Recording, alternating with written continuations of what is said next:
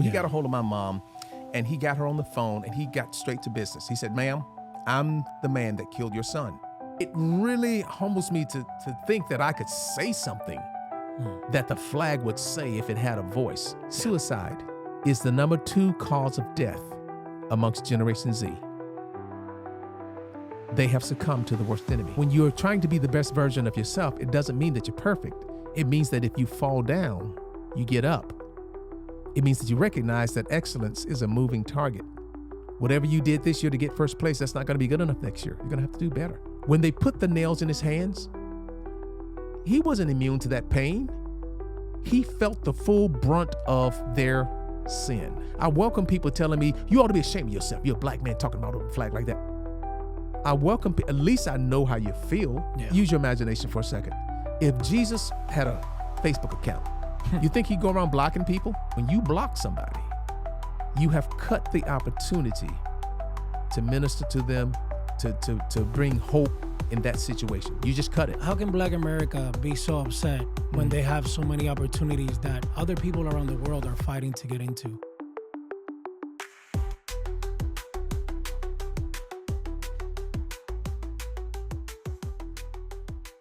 What's going on, fellow Americans? Welcome to the We the People podcast. On today's episode, we have an amazing human being. He goes by the name of Evangelo Morris, former combat veteran, retired Navy service warfare officer, and he's on a mission to heal America. Now, think about this. I've been wanting to heal America. I've been wanting to unite Americans, and my thing is that I don't know how. At least I didn't know how until I had this interview. So if you have that type of vision, where you want Americans to get more along, this is the interview you want to watch. Evangelo's story is one that every American will appreciate as it goes deep into the roots of what being an American is like. And it's an amazing conversation between a Cuban American and a Black American here in the United States of America, where I feel like we are ready to once again become a united nation like we're meant to be. This episode is brought to you by Rojas Real Estate Services. If you need a real estate agent, if you're looking to sell your home, I got your back, man. Look no further. The information to contact me directly is right on the description. This episode is also brought to you by the Healing America Foundation. Make sure you check them out in the description below. And guys, this is a brand new podcast. If you're watching right now, I do need your help to grow. So please like, share, subscribe. This way you can help me grow and I can create more content like this one. I am a one-man show here. I record, I edit, I do this whole thing by myself. So it would really help me out if you guys subscribe and share the video. God bless you. Let's get right into this interview.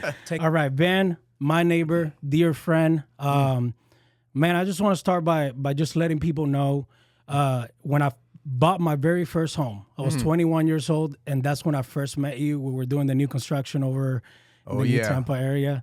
And I got to meet you, and I remember how welcoming you were as a neighbor, how just cool you were, period. And then, you know, I didn't have children back then, and right away, as I walked into your home and I saw the way that your children were with you and your wife and how amazing you guys were, not just in that moment, but throughout the, like, probably around 10 years that I lived in that house before I moved out.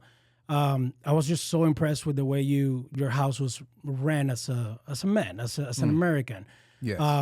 And it's just impressive the way your kids were handled, the way that, you know, the respect they have for you. It really reminded me a lot of my own parents, right? But a little bit different. There was a lot of just good background in there. Can you tell me a little bit about that, about why your parenting skills were so, at least for me, almost perfect? Let me say that. Well, first of all, thank you for inviting me here, Carlos. I really appreciate that. And I love your name, We the People.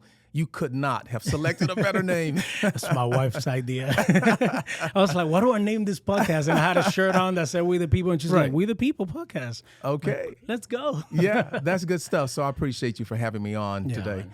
So I can't take any credit for that. I have to give credit to my parents, really, and credit to God. So it really all began back in 1968 because I'm a country boy. Okay. Born in southern Louisiana, and I am basically the son of a sharecropper. Okay. So, like I said, let's go back to 1968. A sharecropper? A sharecropper. Can you just tell me what that is for a second? So basically my mother Let's just kind of put my father aside for a moment because he was an only child. Let's kind of focus in on my mother. Okay. Both great parents, but my mother, she picked cotton, peanuts, and corn in the fields of Alabama, Selma, Alabama. And so this is my mom, not my grandmother or my great-grandmother. So she had to do that, her and her brothers and her sisters. They had a large family of 13 to help my grandfather and my grandmother, who was living on what used to be a plantation back in the day, the Keenan plantation. So they had to do this to make ends meet. So even though it was a long period of time since blacks were freed from slavery, blacks still had to struggle to really make ends meet and to find their way in America's business and the way ahead, right? Yeah. So that's what she had to do. And she dropped out of school in the 7th grade, not because she couldn't learn, but because she had to help the family out. And her brothers followed suit also.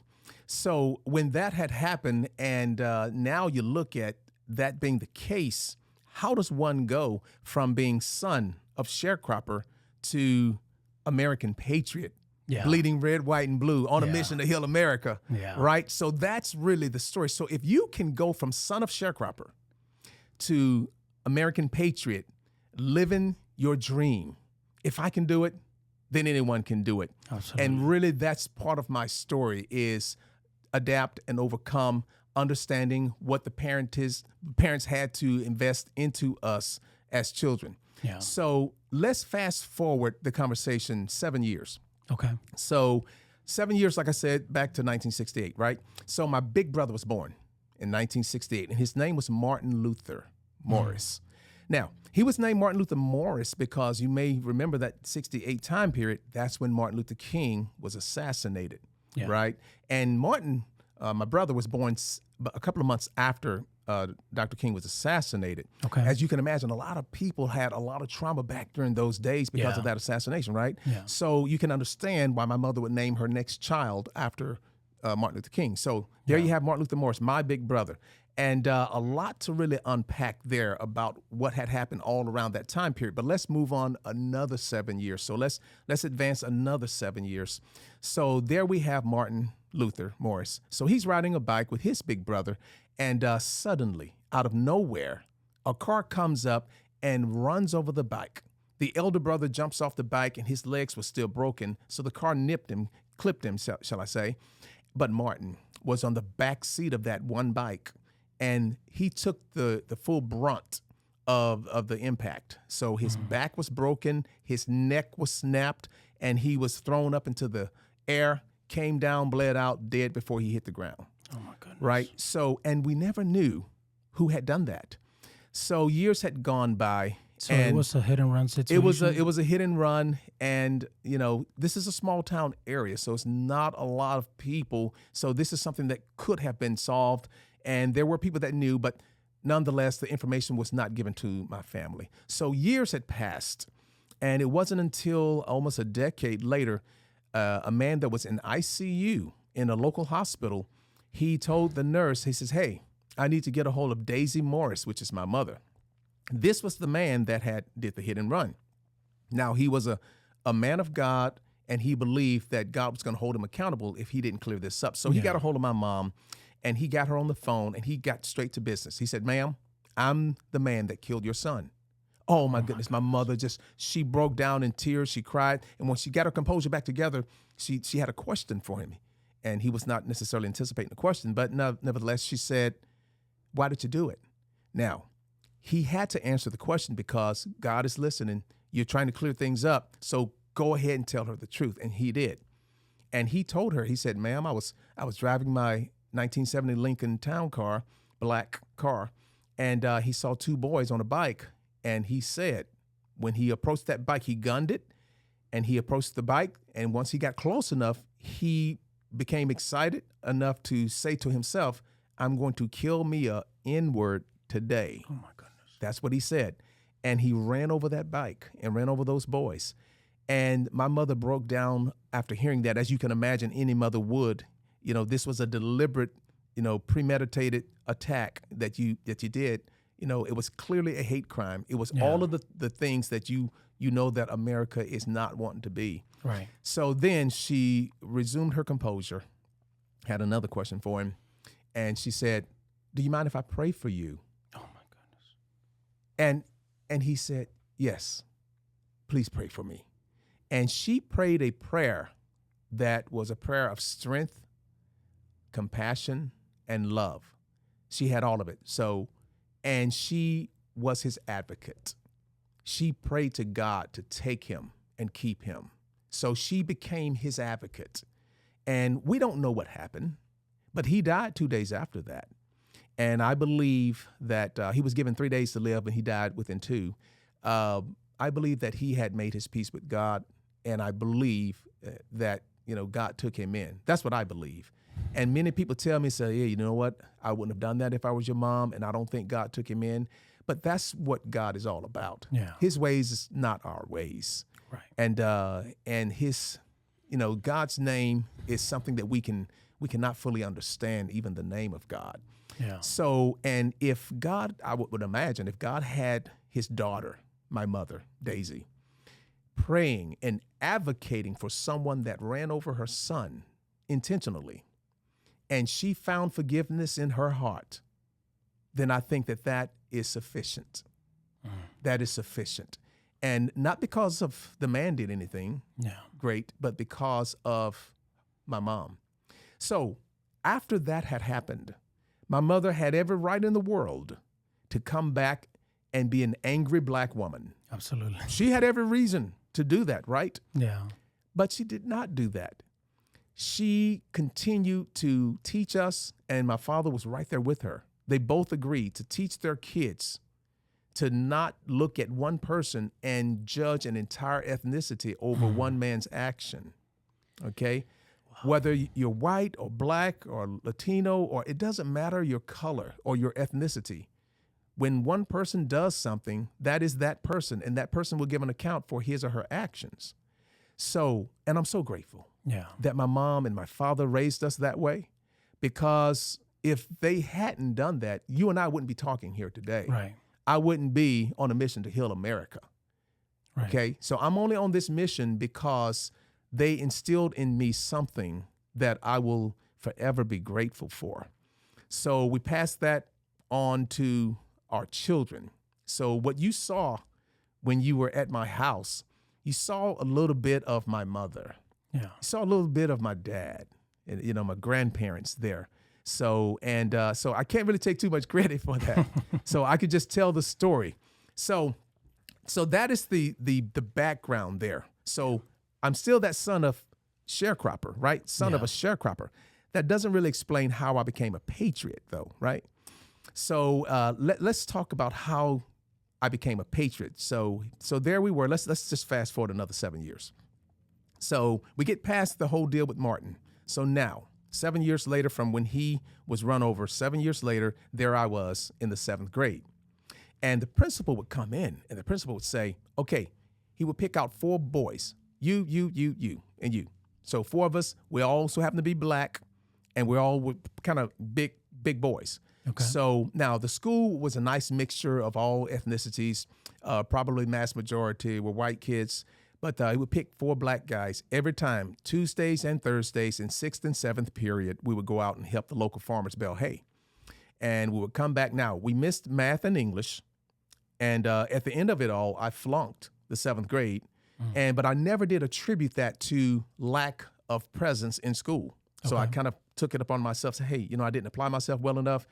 But now looking back, I know that I could have done better had I been in school on Tuesdays and Thursdays getting math and English there. So, and during that time, I failed. I'm back in the 7th grade again. And I recall one of my teachers, I don't want to call his name, but I know the name of the teacher. I was whispering with another student in class, and he caught me. And he said, Van, well, he actually called me Morris. So he said, Morris, he said, I told you to stop talking in class. Okay, and I need you to shut it up. And I said, yes, sir. So then he went on. He said, Morris, that's why you're never going to be anything in life. And a matter of fact, you're going to be less than your father is, who's not really doing much.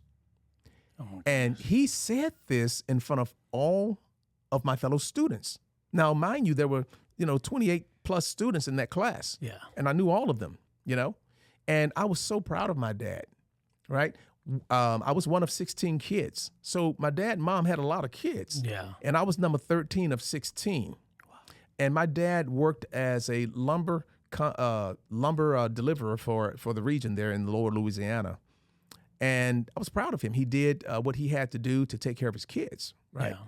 So, but now, was he making the salary that some other people in the town was making? No, but he was making enough to take care of his kids. Yeah. So, but that teacher disrespected me, disrespected my father and my entire family in front of my entire class. Those are fighting words. Right? I was, yeah, those were fighting words, and I was very humiliated. So, but my mom and my dad taught me, do not challenge teachers. Right. Do not disrespect them. Right. It's their classroom. There's no gain in that. So just report it. So you report that to the authorities and leave it be. And my authorities were my parents. I let them know about it. So I simply replied to the teacher after he said that. I just said, yes, sir. And I just kind of let it go. Man. And he didn't say anything else after that. How old were you? In 7th grade? You must have been 12, grade, maybe? Yeah, 12, somewhere around there, whatever. 12. So Van, in a situation like that, I can imagine your emotions maybe taking over. Did you cry at all or anything? No, I did not. I held my composure. It was more just embarrassment. Yeah. I was more embarrassed than I was angry, and the anger came later after I began to run it back, play it back in my head. Yeah. So I just knew that was something that made my family look small. Yeah. And it was were you mad at your parents when you told them? No, I wasn't. Their reaction, it seems like their reaction for somebody that's 12 years old, it's hard to understand that. I mean, obviously they're teaching the right values and the right things, but as a 12-year-old, not every 12-year-old will be like, really, that's all we're gonna do? We're just gonna take it, or what I mean? So what I good point. So what I found was my behavior demonstrated strength. Yeah. Okay. Really demonstrated resilience and demonstrated wisdom. So how did you know that? I didn't. At the time, I didn't realize I was wise. I was strong. Right. But as a child, you're being fed all the right things through. We went to church every Sunday, and I applied it. And some people go to church and don't apply it. Yeah. But I applied it, and when I needed to show strength the most, it was there for me. Wow. When I needed to show resilience and when I needed to keep my bearing, I did so. It would have been bad consequences had I fought him and said something against that teacher. Yeah. He was not only the most popular teacher in the school, but he was also the most popular in the community. Okay. So it was wise for me to not challenge him. Right. So I bit the bullet on that. And sometimes in life, people think that they always have to react to something. They always have to try and one up the next person. Right. But sometimes you have to pick your battles. Yeah. But it's hard to know when to do that as a child. So looking back, I thank God that I did the right course of action. I reported that, and now I can talk to you about it in a way that can inspire others. Absolutely. So you don't know these things then, but God sees far ahead, and he knows, so, hey, keep your composure. Know where you are. Be careful with the battles that you fight. So that's why I went ahead and did the right thing, reported it to the parents, and now I'm a better man for it. Yeah. So that instant gratification momentarily that I could have gotten is very small compared to the gratification that I have now. Yeah. Right. So before you continue, if you don't mind me asking, so I understand your mom and your dad forgave the man that basically killed your brother. Right. Did you ever forgive him? Yes. And when did you forgive him, and how did you feel that moment of, from now on, I feel like I can forgive this person? Was it right away? Was it, after you found out? Yeah. Well, this is how it happened. I forgave him the moment that my mother took the stand and my father took the stand, because that was just a moment. They suffered a lot of moments, and I just kind of gave you one. I can imagine the household after something like that, the amount of nights. So we didn't know whether it was a black man, a white man, a woman. We had no idea who it was because we weren't privy to that information. So you can kind of speculate, but you don't know. So it wasn't until I was an adult that I found out what nationality the person was. But when I found that information out, I also found out my mother's proper stance to it. So it was kind of like all encapsulated in one incident. So it had happened when I was 5. So you're not really processing it. Right. And then when you become an adult, then now you're giving the rest of the information and you get a better picture of it. And now you're reflecting back on, okay, how did my mom behave when we were growing up with regards to white people? Right. And we had more white friends than you could shake a stick at. Yeah. So she never went against another ethnicity, and she wasn't angry. She was a woman that loved God. She was incredibly strong. Wow. So there was nothing weak about my mom. She was strong. My father was strong. They were just wise at the same time. And it paid dividends. And now looking at my siblings and looking at myself, I can tell you, we wouldn't be where we are now. My wife would have never married me if I was an angry black man. I wouldn't have the kids I have. I wouldn't, be on this mission. I wouldn't really be living the best days of my life if it wasn't for something that they did, decades ago. That's amazing. It really is. Looking back now, we can play Monday morning quarterback, right? Right. So what about your brothers? Did everybody just back your mom and your father up with the decision? No, I cannot really speak for all of them. And that shows the diversity even within a family. Right, of course. So family members are not all unified about one thing or another. Yeah. So people take their own paths. So I took my path, and I can tell you that I really thank God for the path that I took. Yeah. So I can tell you like that. I thank God for that too. Man. Yeah. Man, you're just hearing this right now, which we've never had an opportunity to talk about this stuff. Right. We got deep into other stuff, but this it explains a lot of why you are the way you are and who you are and man, just that man that you are in the community. I've seen it and I understand that. You have to be the type of man that makes sure that your house is in order before you can get out to the community. Before you get out, yeah. Right, and I feel like you've done that very well. Well, thank you. So tell me a little bit more about, so 7 years later. Yeah, so 7 years later, we've had this incident there with the teacher, with the principal flunking and all of that. So 7 years later now, I'm in the military. Yeah. I just joined the Navy, good. Well, before you get there, why did you join the Navy? What was the reason? The reason why I joined the Navy was it almost like it flowed into that. So it could have been the Navy, could have been the Army, could have been any of them. So here's what had happened. I was unemployed in California, Oakland, California area in a city called Richmond. So I'm unemployed in Richmond. So I was laid off by my job. And as I'm at the unemployment office, I'm looking for a job, and they said come back later. So I exit that, and there's an alley next to the unemployment office. So I'm walking down a narrow alley, and then this guy shows up in a white suit, gray hair, and never seen the guy before, right? Okay. And he talked to me aggressively, and he said, "Hey, you're on a dead end, and your brother has a job right now. You've been following him," and he was right. And your brother's on a dead end. That's a dead end job. You need to go join the military. Wow. And I looked at him and I'm like, I don't know you. Okay. And you're saying the right thing. You're accurate, but I don't know you. So I walked away. I turned away from this man because it's a bit much to take. Right. So this strange guy coming up to you with all these, facts. So I turned away from him for about 5 seconds. Okay. And then I processed the information just that quick. And I said, he's right. So I said, let me just go ahead and thank the man. So I turned around to thank him, and he was not to be found. So I'm like, did I just imagine this? He couldn't have run anywhere. I mean, the alley goes like for another block. There's no way the man could have. Oh my goodness. Yeah. So I can't explain what had happened. All I know is man in white suit told me to join the military. White suit. I turned away 5 seconds later, and the guy's gone. So I did. I went ahead to join the military. Now you can imagine this. You're in the local mall, and they have the recruiter stations there. Army, in the order that they were born. Army, Marine, Navy, Air Force. So all of them are there. So I walk into the mall, and I go to the first one. It was the Army.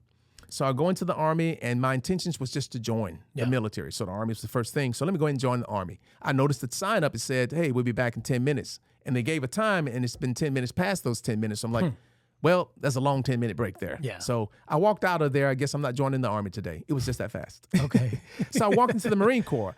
office there. So I'm in there with the Marines, and there's 2 Marines, and they're dressed very sharp, right? And I wanted to be an electronic technician. I saw some things in the newspaper about it. So I talked to the Marines about that, and those recruiters could not tell me anything about being an electronic technician. They just kept talking about that uniform. They said, look at my uniform. Isn't it a nice looking uniform? I said, yeah, your uniform looks really, really nice. But I'm talking about being an electronic technician. So they couldn't help me there. So I said, I'm out. So I left, and the next one up was the Navy. I go in there, and they had all the things I needed. They said, yeah, we can make you an electronic technician, this, that, and the other. So I said, okay, where do I sign? And I signed up for the Navy. So I didn't care. I was not this guy with a pedigree of Army service in the family or a pedigree of Naval or Marine Corps, whatever. I'm just joining the military. So that's how I ended up joining the military. It was because of a guy that showed up in the alley, right? And he pointed me in the right direction.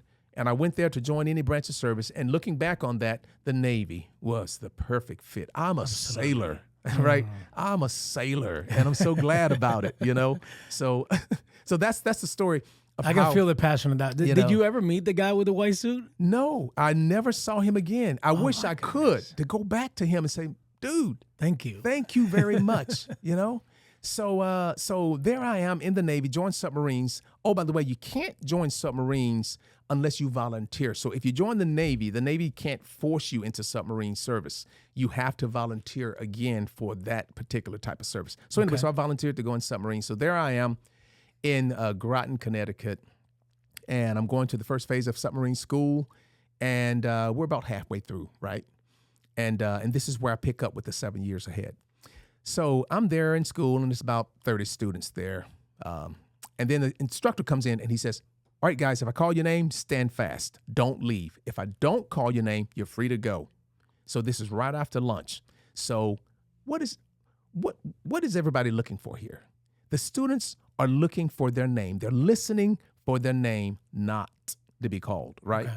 So everyone's listening carefully for their names not to be called. So he calls off 12 names. And yes, you guessed it, I was one of the names called. So I was like, oh, man, he called my name. So he said, if I didn't call your name, get on out of here. Woohoo! Man, the guys just took out of there, right? So now the other guys, which were the majority of the people, the other guys, they just left fast. No one bothered to look back to see who was behind. They just left. And it was a brilliant way for the Navy to separate the white guys from the black guys. I looked around when those guys left, and I couldn't find anything in common with me and the other 11 guys. And I looked again, I was like, wait a minute, we're all black. I was like, oh my God, This is not good. I mean, come on. All the white guys, they are released, and now you're going to leave the 12 black guys back. Obviously, there's a problem here, right? So I'm thinking like, oh man, this is not good. Something's bad coming out of this. One of these guys probably did something to a girl in a barracks or something of another, and now they're bringing us all in for identification. Oh, man. So sure enough, the instructor says, all right, guys, get up. You're going to the commanding officer's cabin. And, so that's the commanding officer's, office. That's an 06 in the Navy. That's a Navy captain. That's like to an E2. I was an E2. Yeah. We all were E2s. That's like, God almost, So you respected the 06s. And so we get into that office and we see the Navy captain, and he's dressed up in his uniform. So he's dressed up in the service dress blues, looking great. Can you tell me what year this was approximately? Yes, this was in 1989. That's the year I was born. All right. This was in 1989, right? Okay. So good year. Go ahead. Yeah, it's a good year. Good year. So 1989, there I am.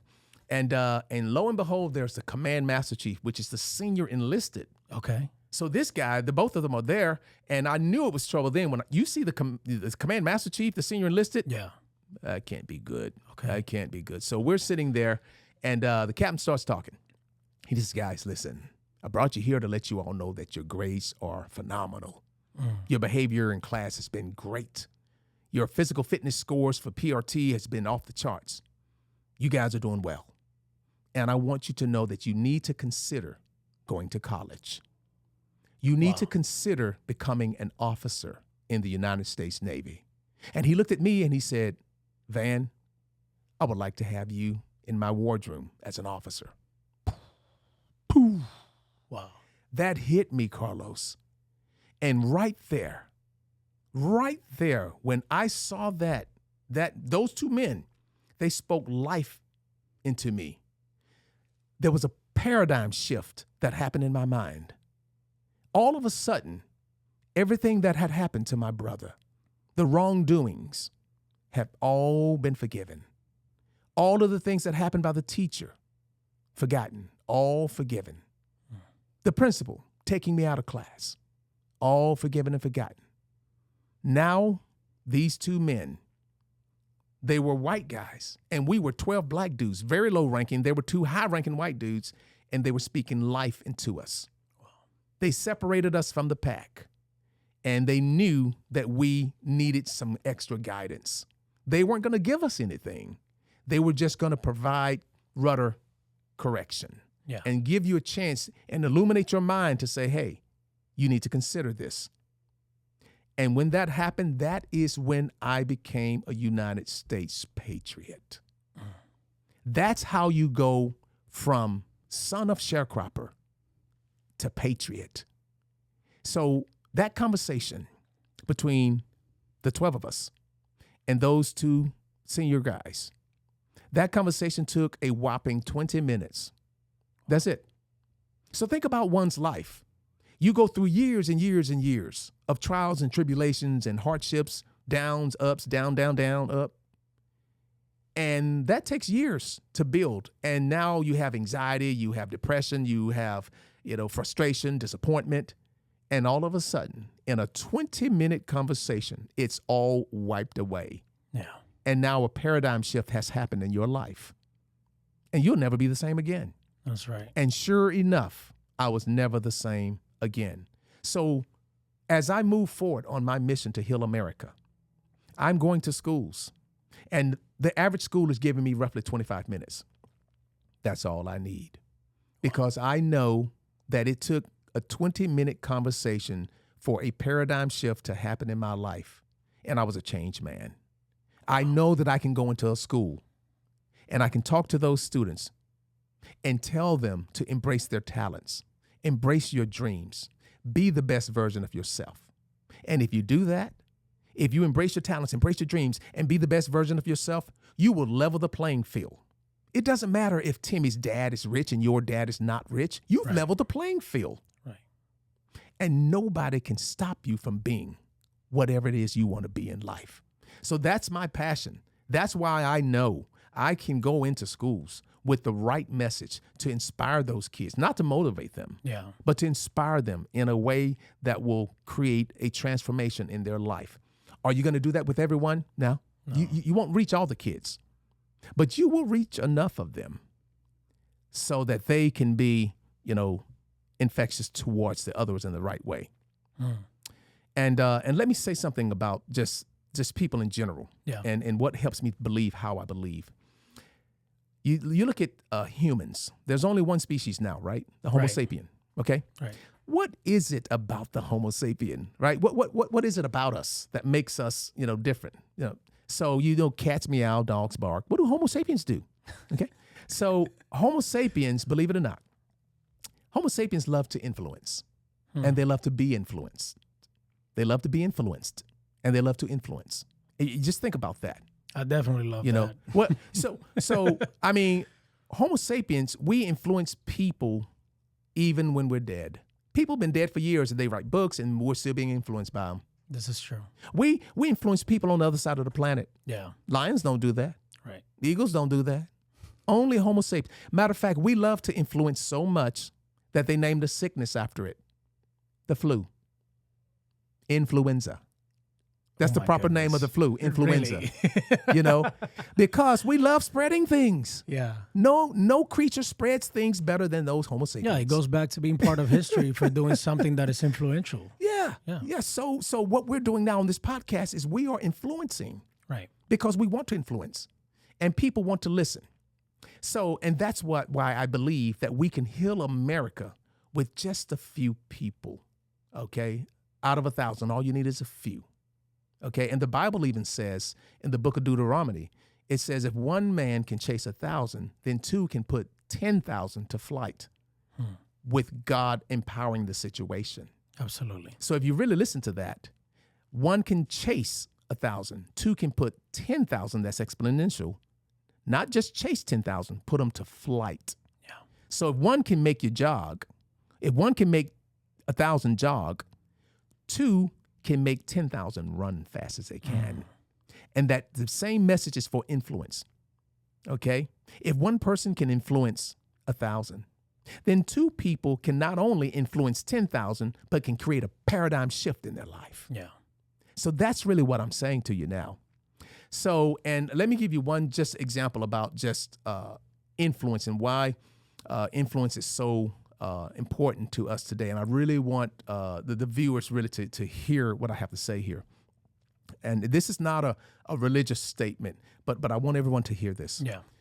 So if you could take the day Jesus was born, let's say, and you could send out 1,000 videos, okay, 1,000 videos to 1,000 people, right? So that's 1,000 of Jesus being born? Well, of just the celebration, okay, let's say. So they're celebrating Christ, right? And let's say 1,000 videos are sent, okay, to 1,000 people, right? So, and then day two, let's say you send another 1,000 videos to 1,000 people, right? So that's 2,000 videos out, right?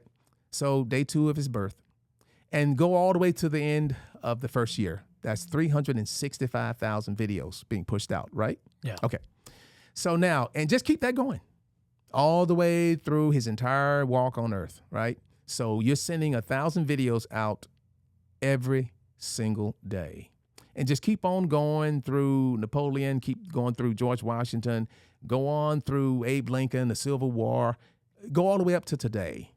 You still would not have pushed 1 billion videos if you're pushing 1,000 videos a day, all the way from when Christ was born all the way up until now. You still would not have reached 1 billion. And their YouTube is pushing globally 5 billion videos every single day on just the videos. And they're pushing 50 billion short. So YouTube videos and YouTube shorts. They're pushing 50 billion shorts out. Facebook, if you look at all of Facebook, they're pushing out 100 billion messages. That's including Instagram and WhatsApp. They're pushing out 100 billion with a B, messages out every one single day. Google University, people laugh about that, but Google University is answering searches to the tune of 8.5 billion every day. That's over 2 trillion a year. So now you add all that up, you're looking at roughly 60 trillion messages if you add all those social media platforms, 60 trillion a year. Now you have to ask yourself, how much of that is bad information or information that's derogatory towards people, different ethnic groups, that's depressing, causing anxiety in kids? Yeah. How much of that is talking about norms that are not normal? Yeah. So just really bad stuff out there. The mass majority, I don't think anybody would argue that. Right. Now, how much of that is good stuff, like with this? How much of that is inspirational stuff? Very minuscule amount, right? Yeah. That is why I think this whole influential thing is so important, because there's only one problem in America, and that's a dosage problem. Dosage. You have a high dosage of bad information out there. Okay. When I say bad, I don't just mean misinformation and disinformation. I'm talking about derogatory information, dark humor, and stuff that you don't want your kids to aspire to be. Right. That's what I'm talking about.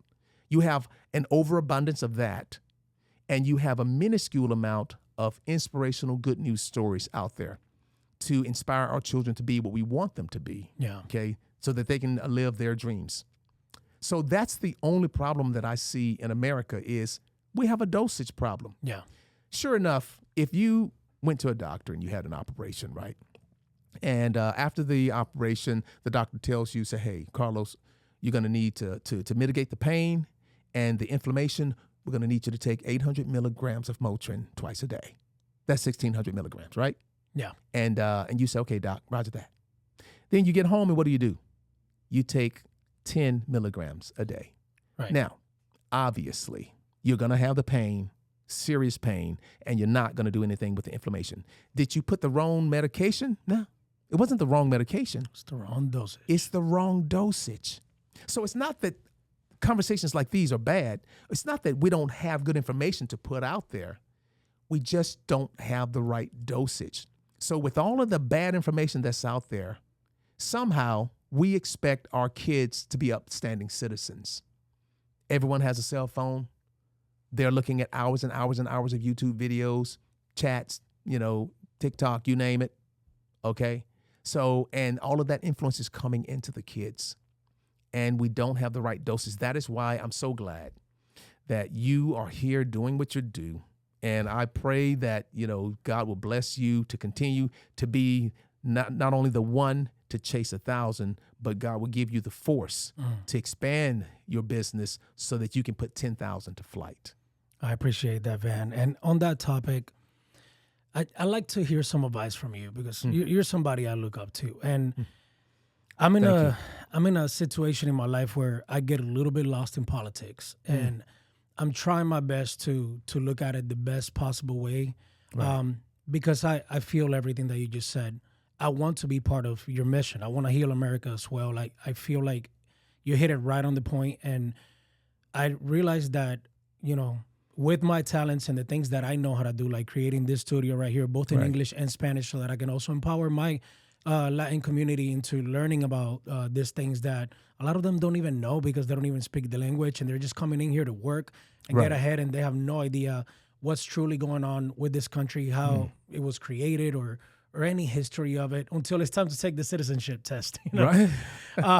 Which, we can get into that conversation, but I do feel like sometimes I get so passionate about something or a certain topic that I can sound hurtful towards some other people. So how do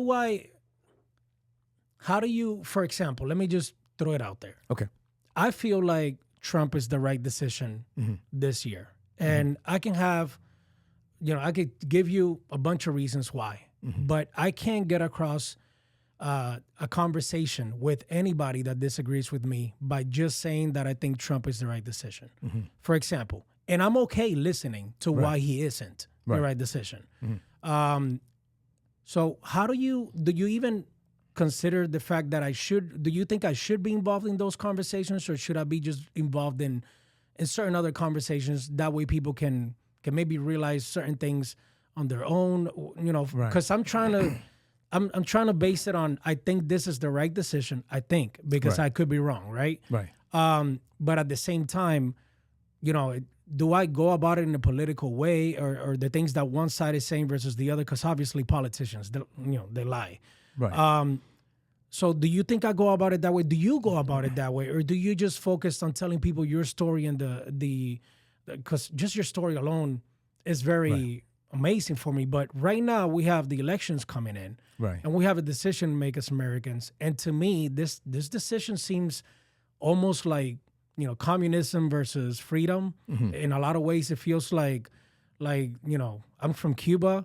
I ran from that. My parents ran from that. They injected into my body, the understanding of how important it is that we keep freedom of speech, that we keep our firearms to protect ourselves, and certain conversations that really get me scared from the left side of things, as well as the abortion topic, how it seems to be a topic that really just divides us instead of trying to understand, well, it's not an easy topic to have, right? Right. So I kind of understand where Trump went with it, let the states decide, versus, the other side just saying, well, let women decide. Well, hold on a second. It should be everybody's decision, because we're talking about the future of our society. We're talking about babies here that, so right now, if you look at the charts, we're in decline. And I think it's important that we keep having babies, not, do something that in the name of, I don't know, my rights, we forget about the rights of the unborn. I don't know. It's without getting too deep into those conversations, what is the right way to unite Americans with these hard topics, in your opinion? Right. So that's a very good question. So, and I can best answer that by saying there is no wrong answer as long as you have the right heart. So when you have the right heart, I think that, God will be there, and God, there's grace. So God gives us all grace. And I want to start with, just to kind of let everybody know where I am. I'm going to go ahead and pull my wallet out here. And I'm going to just pull out a random bill here. Okay. All right, so here's a $20 bill. I know your audience can't see that, but there's a $20 bill. On the back side of it, okay, it says, "In God we trust." Okay? Now, a lot of Americans don't know this, but the American motto, there's only one American motto, M-O-T-T-O. Companies, you have a motto. Yeah. Companies have a motto. Businesses have a motto. America has a motto. And the motto is, "In God we trust." That's the American motto. Now, everyone doesn't like that, Right. but that is the motto, whether you like it or not. Yeah. So where do we get that motto from? We got that motto from the Star-Spangled Banner, Okay. not the national anthem. The I national thought anthem. you were gonna say the Bible. No, we got that from the Star-Spangled Banner. Okay. So the Star-Spangled Banner and the national anthem are slightly different, right? So the Star-Spangled Banner has 4, let's say, stanzas to it. Yeah. And the national anthem is only the first of those 4. So when we say, "Oh, say, can you see?" that's only the first stanza, okay, if you will, the first paragraph, if you want to call it, however you want to label it, okay? But the equivalent information of that, what we sing, Yeah. there's 3 more of that, okay? So, and we don't sing the bottom 3. It's as much information. So the entire Star-Spangled Banner is 4 times longer than the national anthem. Really? Yes. So now let's pass the Star-Spangled Banner, the national anthem, which we know that one. "Oh, say, can you see?" Okay, we're going down to the second stanza there, go on down to the third, and just pass all of that and get on down to the 4th one, the last one. The last one has the word God in it. The first stanza that we sing, the national anthem, that doesn't have God in it. But the last stanza that we did not choose to sing, make our national anthem, that one has the word God in it. Okay? It also has the word victory in it. And it also says our motto is, "In God, we trust." Will we trust? So basically what it's saying there is, so the motto that we have that's on the back of the money comes, the inspiration, shall I say, from the Star-Spangled Banner, not the national anthem, the Star-Spangled Banner. So when you see that on the back of your money and you wonder, well, what is that? Okay, that came from the Star-Spangled Banner. "In God we trust." And we have been saying that ever since, okay? And Congress has, approved it, and the Supreme Court never challenged against it. So it's been a lot of challenges to try and overturn that. But the bottom line is, coins and our money has the United States motto on the back of it, okay? So, which is, "In God we trust." So let's start right there. We are a nation that has a motto, and we print it, and we say, "In God we trust." So let's start right there. In other words, what I'm telling you is God is in control. There's no candidate in control. God is in control. Right. Okay. So when it comes to my personal beliefs of, well, who do I vote for? I think every American, you don't really have to even say who you vote for. Okay. But I'll just tell you this. There's 4 things that are near and dear to me. And the rest of it, yeah, okay, we can talk about it. But there's really 4 things that strikes at the core of Van Morris, right, when it comes to politics, or shall I say voting. And they are in this order. There are 4 F's. Let's call them the 4 F's, right? In this order: faith, family, flag, and what it stands for, and finances. So let me say again: faith, family, flag, what it stands for, and finances. In other words, what I'm saying, for the government, don't mess with my faith, don't mess with my family, don't mess with my flag and what it stands for, and don't mess with my finances. If you can do that, you and I will get along just fine. Okay? So on the flag stands for freedom. Okay? So if you can leave those things alone and not tamper with those things, we're going to be okay. Now, everything outside of that are what I call issues that are important, but these are your core value issues right there. And I think when we get into governmental, challenges, who you're going to vote for and all that, we really get distracted from the core competencies. We get distracted from the core values, and we really start looking at other things. So that's where I start from, right? So I start there looking at the four, and it makes it really easy for me. So if I was to run for office, that's what I would run on. Faith, family, flag, finances. I would make this very simple. Okay. So that's really what I have to say about politics. But here's where we need to drive it. What do you do about it, right? So, and what do I do about it? I can just answer for myself, right? What am I doing about it? I'm recognizing that the government has to govern, but we the people will inspire our youth. We the people will inspire our local communities. We need to stop looking at the government for having the solution on everything. Yeah. Okay. There's a job for me. That's why I'm here. There's a job for you. That's why you're here. Yeah. You are doing your part to influence the people. The government is going to govern, and we're going to decide whether or not they're doing a good job or not. And if they don't do a good job, what are we going to do? Vote them out. That's pretty straightforward. Okay. And Jesus even said, give unto Caesar what is his, right? And give unto me what is mine. So I understand there's a place for the government. Now, let's say if I pick the side. Well, I want the right and I don't want the left. Or let's say I want the left and I don't want the right. If I do that, me, Van Morris, if I do that, then I know that I'm alienating half the country. Right. I can't afford to do that. And God is not leading me to go and pick one of those sides. I'll vote for one of the sides based on the 4 F's I just gave you. Right. Okay. But when it comes to messaging, when it comes to influencing the people, I have to be nonpartisan because I have to cross political divide, racial divide, economic divide, and social divide. So if I was giving you advice, I would say, Carlos, I want you to open your tent and receive in your tent as many people as you can. And I'm trying not to get emotional when I say this because I can see you growing, right? And I mean this to heart.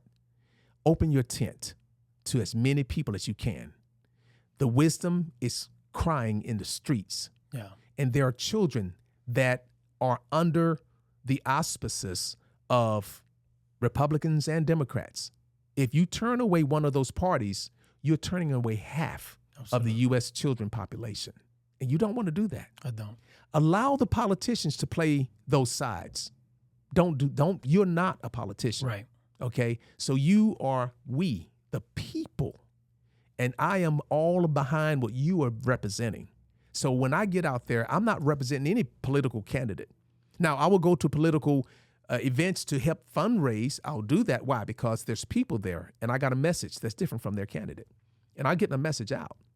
Okay, but I have to be able to get into the public schools, and I have to be able to get into the private schools. I have to be able to get into the Republican events. I have to be able to get into the Democrat events. I have to be able to get into all of that.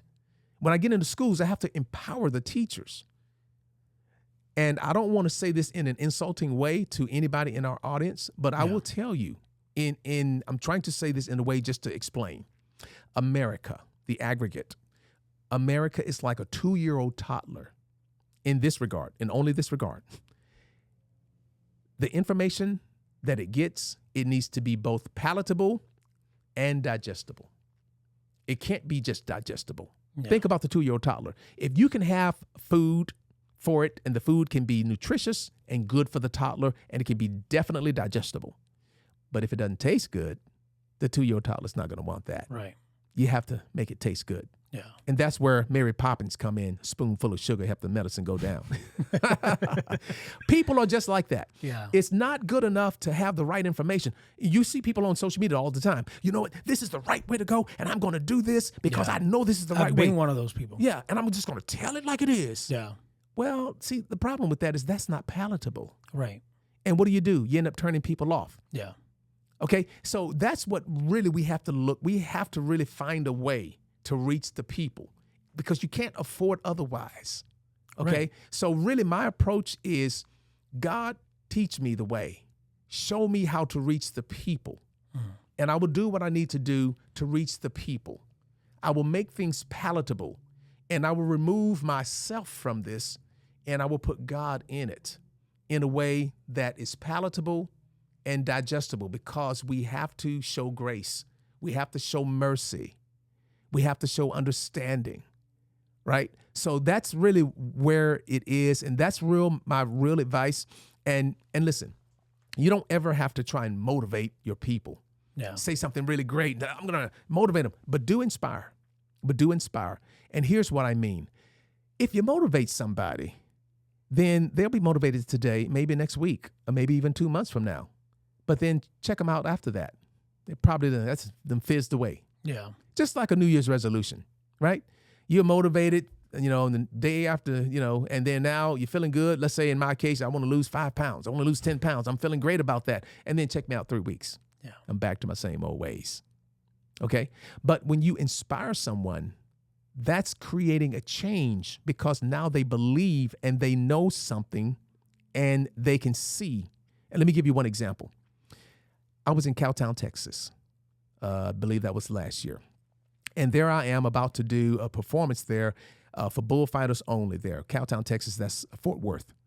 I was at a burger joint and I'm eating burger there. And the young lady that was serving me, we got to talking about America.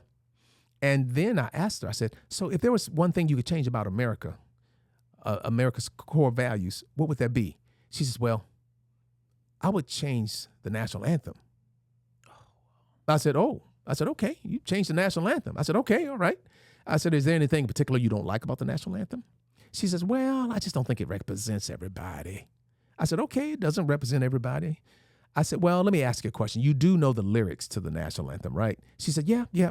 I said, okay, tell me, what do you think is the last punctuation in the national anthem? What's that punctuation mark there? Is that a period? Is it a question mark? Is it an exclamation mark? What's at the end of our national anthem? She said, I think it's an exclamation mark. I said, yep. I said, I can understand how you come to that conclusion. We sing it with such passion and such emphasis. I got it. I said, but it is not. Our national anthem does not end in an exclamation mark. It ends with a question mark. She says, didn't know that. Well, what's the question? I said, well, the question is, say does the Star-Spangled Banner yet wave? Does it? Does it wave over the land of the free and the home of the brave? Question mark. She said, I didn't know that. I said, well, I got you. I said, here, I want you to hear that question differently. The next time you hear that question being sung, say does that Star-Spangled Banner yet wave over the land of the free and the home of the brave? I want you to hear that question in this manner. Hear it as a challenge to you. Are you doing your part to keep that banner waving? Don't worry about who's kneeling on the flag. Don't worry about who's burning the flag or who's rejecting the flag. Don't worry about any of that. All you need to worry about is, are you doing your part to keep that banner waving? And she said, I like that. I said, okay. I said, do you still want to change the lyrics? She said, no, we can go ahead and keep it. We can go ahead and keep it. What a beautiful story there, man. Wow. So it just shows to show you have to really put more time into inspiring people. Yeah. Causing paradigm shifts in their minds and in their life by being excited about who you are and what God has done for you. Yeah. And when people see the light, they may not know that you are a Christ follower, or they may not know that you are a person that believes in the word of God. Or they may not know that because you don't wear Jesus on your sleeve necessarily, but they will see the light that's in you. They will see the light, and that alone is inspirational. So you have a brand is what I'm saying. Yeah. Right. So anyway, so does that kind of answer, where I would go, Yeah, it really does. I just can't afford to do otherwise. Man, I gotta say that is, I've asked these questions to quite a few people, and I think that is one of the best answers I've heard, if not the best, for sure. Thank you. Thank you. Yeah, because I get really emotional about some things that are happening right now, and especially where I come from, and the amount of work that my parents had to do, just like yours. Right. But there is something beautiful in your mother's action and your father's action in that situation that they took. Yeah. I mean, not everybody does that. I feel like it's hard to do that. I can only imagine losing one of my children. It's one of the things that I pray to God, please don't test me that way. Ooh. I struggle with it. I do struggle with it. Oh my God. With the thought and, that story in the Bible about, losing your children. There's a lot of deep conversations into that, and I find a lot of peace in the Bible itself with that as well. And if you're a Christian, the way that you go about it, it's with understanding, but it's hard to truly go through it. You can talk about anything, but to actually go through it and to perform the way that your parents did, right? I can see that. So yeah, and let me say here, Carlos, that so that kind of like 2/3 answer the question, but how do you make change? Right. So really what you and I are talking about with regards to politics and with regards to government is you and I just explained and had a conversation about a bottom-up approach. Yeah. Okay. Not a top-down approach. Right now, people are fixated on a top-down approach. In other words, let's focus on who we're going to vote for at the top. Right. And we're going to expect change to reach all the way down. Right. That's not what I'm talking about. I'm talking about let's talk to the people on the bottom. And from the bottom, we're going to grow and we're going to impact the top. Because if you think about it, who are the politicians? People we vote for. They're us. We. Okay, they come from us. Right. They didn't come from, another planet. They come from us. They have our culture.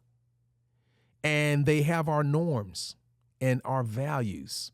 So as society grows, and let's say if we continue to grow in the way that we're growing, then more of the politicians are going to be more like the people that are on the bottom. Yeah. You understand that? Yeah. So we really cannot take the top-down approach.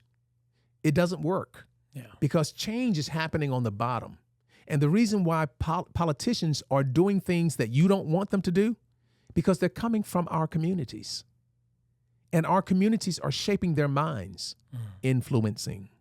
And then when they get into political office, guess what? They're going to vote how they have been influenced.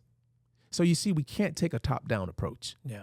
The only way to heal America is a bottom-up approach. That is why my 2 lines of effort: 1, honor those that serve; 2, teach our children the value of freedom.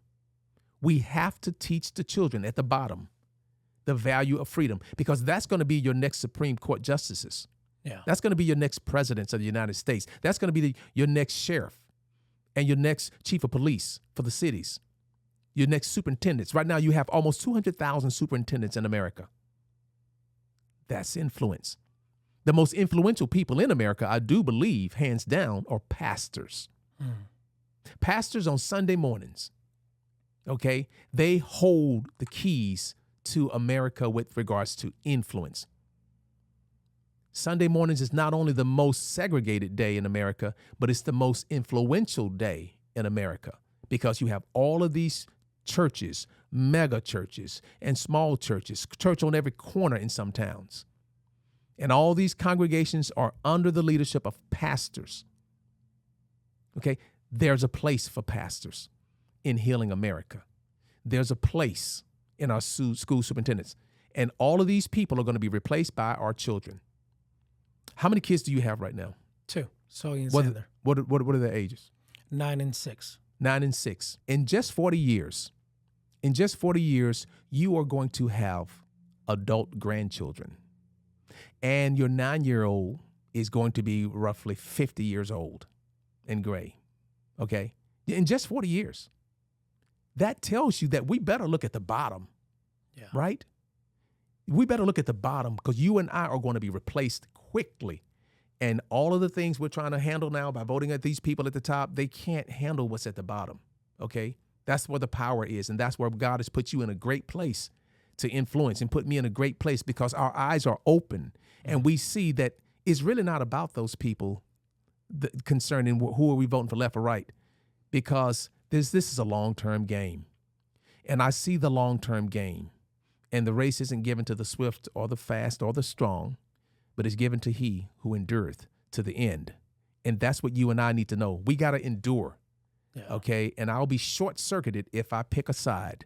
So anyway, so that's my advice to you, because you have such a potential with that name. And this is why I love that name.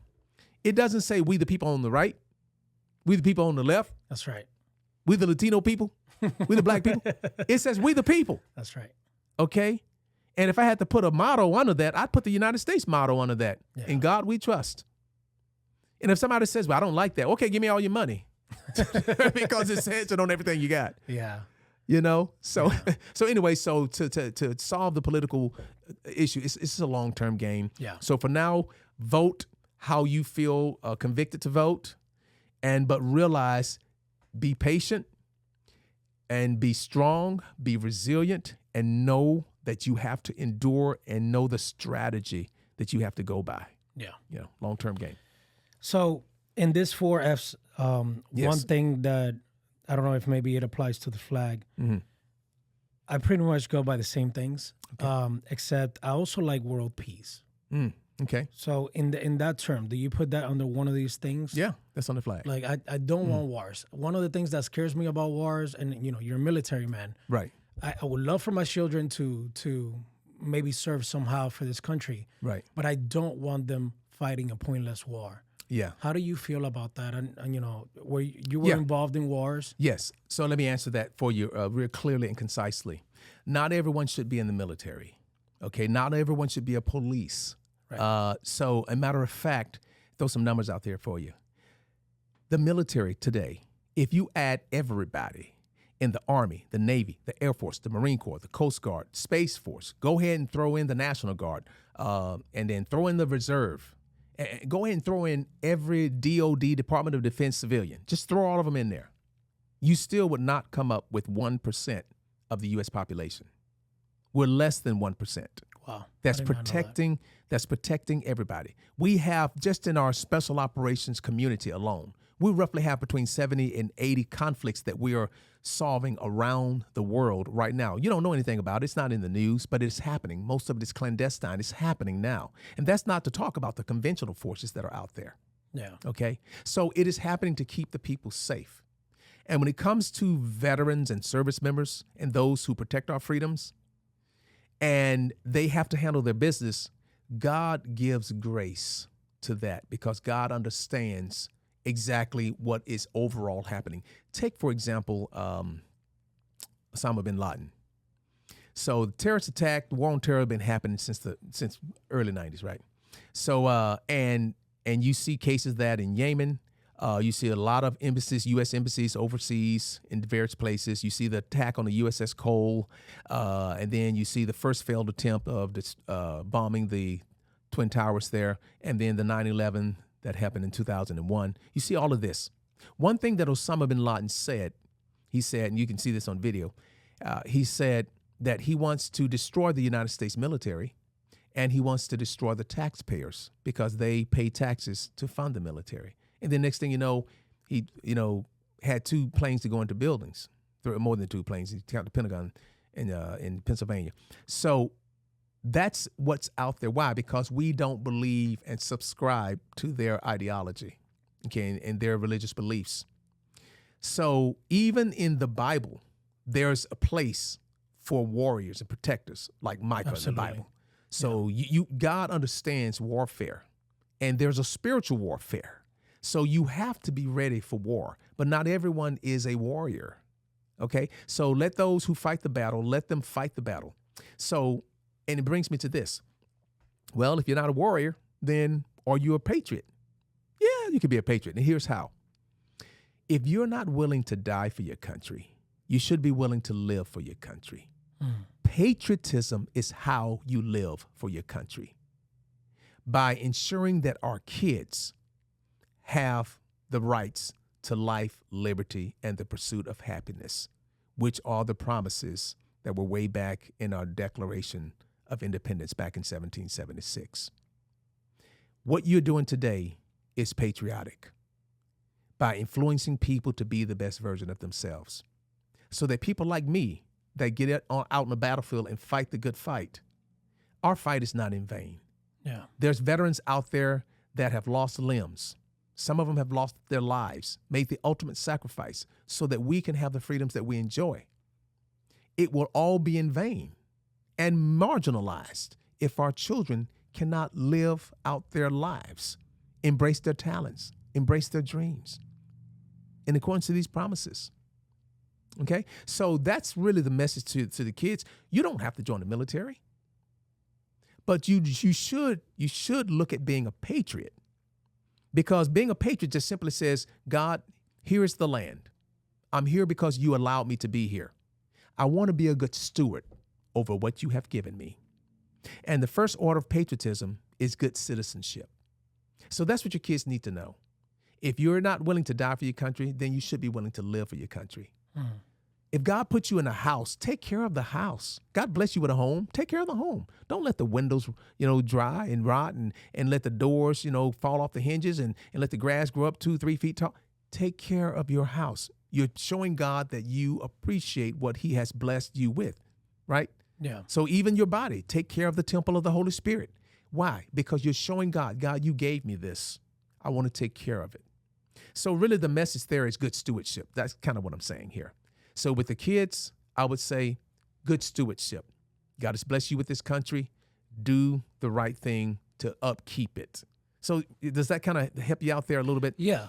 So Van, if there's something that I know maybe from my life that you haven't experienced, and maybe you have in some ways, I grew up in communism. I had 10 years in Cuba as a kid. I came when I was 10 years old. My dad and my brother came over on a tire raft, wrapped up. My dad got caught by the Coast Guard, got taken to Guantanamo Bay. My brother actually made it all the way to Fort Lauderdale in 4 days. And one thing that was big for me is, just listening to them as I was growing up. There talks about freedom, what this country allows you to do, just how beautiful this country is, and the fight to even get here, right?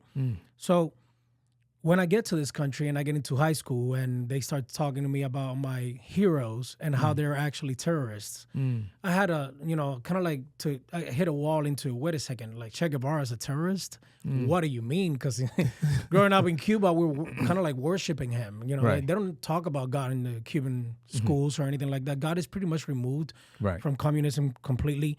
And one of my biggest fears as of right now is communism taking over. Is that something that you think about in terms of, because the way I think about it is internally. I know communism is not going to come in here from the outside, just bombing the United States, and all of a sudden the leader is going to take over and he's a communist leader. Right. I don't see that happening. What happened in Cuba, where Fidel, took over and he said, we're going to have democracy, we're going to have capitalism, and, people are going to be free to do their own things. And all of a sudden then, 65 years later, 67 years later, it's not really happening. Right.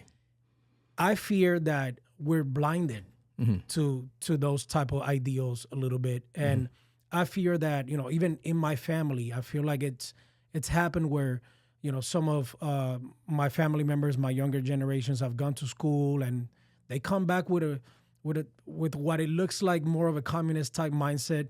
And it's not necessarily communist, it's just that they want more government. But to me, more government means more communism. I like our freedoms. I like for us to have more private businesses and for us to thrive under the private sector and capitalism. So when I see, a lot of things that are happening in this country right now, I do fear that we might be entering that type of mindset or, government control where our freedoms may be taken away in certain ways or whatever. Do you fear that? Do you feel the same way that I do in terms of those things? Or are you more like, there's no way that's going to happen in the United States? Because I've met some people that feel that way, and I'm like, okay, maybe it's because you didn't have my lifestyle, or am I wrong for thinking this way? What are your thoughts on that? God's not going to leave us hanging. So my faith is rooted in God, and he knows the future of America. And America's best days are ahead of her. So what we have accomplished as a nation is pale in comparison to where we're going. Our children are going to lead this nation in a way that we never could. And America is a blessed nation. America is a free nation. And God has so much more in store for us. Right now, we are experiencing uncertainties, but at the end, God is going to win and he's going to prevail. So, and how do we know that? We know that because of we the people in God we trust. That's still on our currency right now. Our national anthem says it all. And if you go back in time, look at the politics. Go back, I don't care how far you want to go back. Go back to Lincoln or before. What do you see? You see someone become the president on the left, then someone on the right, then someone on the left, then the right. Left, right, left, right, left. Sound like a military king. Left, right, left, right or left, right or left, right. You see that, right? And look at us, okay? We are technically the only global superpower on the planet right now. Yeah. And everyone's trying to get here. So if you think America's going the wrong direction or America's having issues, well, just kind of look outside. I just came from Europe, and everywhere I went to in Italy and in Greece, I went to several cities. And when I talked to the food attendants, they were all saying, oh, yeah, I got a visa and I'm trying to get into America just for a couple of weeks. Everyone's trying to get to America. Right. Back in Afghanistan, they're hanging off of planes trying to get here. Go to our southern border, people trying to come across. Everybody's trying to get here to America. Why? It's the best country in the world. It's the best country in the world. Absolutely. Right? So when we take a step back, now brace yourself, I'm about to tell you something, okay? When we take a step back and we look at America, the country that's still flushing clean water down the toilet. Other countries can't afford to do that, some of them. Flushing clean water. Yeah. We are spoiled. Absolutely. America is spoiled. Absolutely. And God has abundantly blessed us. Okay? And we fight over things that other countries are like, really? Really? That's your concern? Right. But you know what? When you become a country that's blessed the magnitude that we are, then you're going to have to find something to complain and moan and groan about. Right. Okay. And that's what we do. Our Constitution is there. And our service members still raise their right hand to solemnly swear to support and defend the Constitution of the United States against all enemies, foreign and domestic, and to bear true faith and allegiance to the same. We still have that. Okay. So America's youth are going to lead us, and they're going to lead us well. And here's how we know that. Think back to, let me give you an era. Let's say back in the days when the current baby boomers, when they were kids, when they were like, teenagers, roughly around there. What was going on in America? Well, you had the assassination of Martin Luther King. You had the assassination of Rob Kennedy. You had the felt like the end of the world in a lot of ways, you had right? assassination of JFK. You had segregation going on. You had blacks, whites only signs. You had the hippies with these acid wash kind of shirts on. All that. Oh man, yeah, man, just free. Oh yeah, dude, peace. You had a lot of that, and then the people that were the silent generation, the grandparents of generation the generation that's the baby boomers. So their grandparents was looking at these people, and they were saying to this youth, like, man, these young people gonna run our country off a cliff. Okay, we're done. America's over. And then now all of those, rebels, naysayers and, assassinators and all them people, all those people now are the grandparents, right? And the great-grandparents. And what are we saying? Now they're looking at the Generation Z and they're saying, man, they're going to run this country off a cliff. Wow. That's really it. So I need You're bringing a lot of peace to my heart, man. Let me tell you right now, you're bringing a lot of good prosperity, and it'll be okay, Carlos. That's good. That's good. We're going to be fine. So regardless of who gets elected, regardless of who wins, we're going to be fine. We are going to be fine because our Constitution was crafted and drafted and approved by people a lot smarter than me. Right? And the hand of God was on them. And some people say, well, some of those people that drafted that Constitution, they were slave owners. Right. Listen to me. You can find problems with everybody on the planet and ever lived. King David, there's problems with him. Yeah. Everybody has problems. Yeah. Okay? Except for one, Jesus Christ. That's right. Everybody has problems and issues. It's not about their problems and their issues. It's all in God's timing. The people that drafted the Constitution, they were the right people for that time. They drafted it for the time, and they put the words that needed to be in it, and it's still valid today. Okay? So we're still out there. We still have the Constitution. We, the people, are still the same. And God we trust is on our currency. And a lot of things are coming back to schools. Prayer is coming back to schools. You have the Pledge of Allegiance. And remember this, that on naval warships, they were praying the prayer, the evening prayer, back in 1775. That's before our country technically came alive in 1776. Okay, the Navy was praying on warships back in 1775, and come all the way up to today, on aircraft carriers and other platforms. If there's a chaplain embark, there's still the evening prayer. 5,000 sailors and Marines, they're all listening. And you hear the word over the 1MC, which is the intercom system. They get everyone's attention. Silence about the deck. Maintain silence about the deck and stand by for the evening prayer. And the chaplain will come aboard and pray for all the sailors and Marines on the ship. That's happening today, okay? And also, I want you to know that there's no banner, pennant, or anything that flies above the United States flag. It flies atop all of the banners and all of the pennants, okay? Except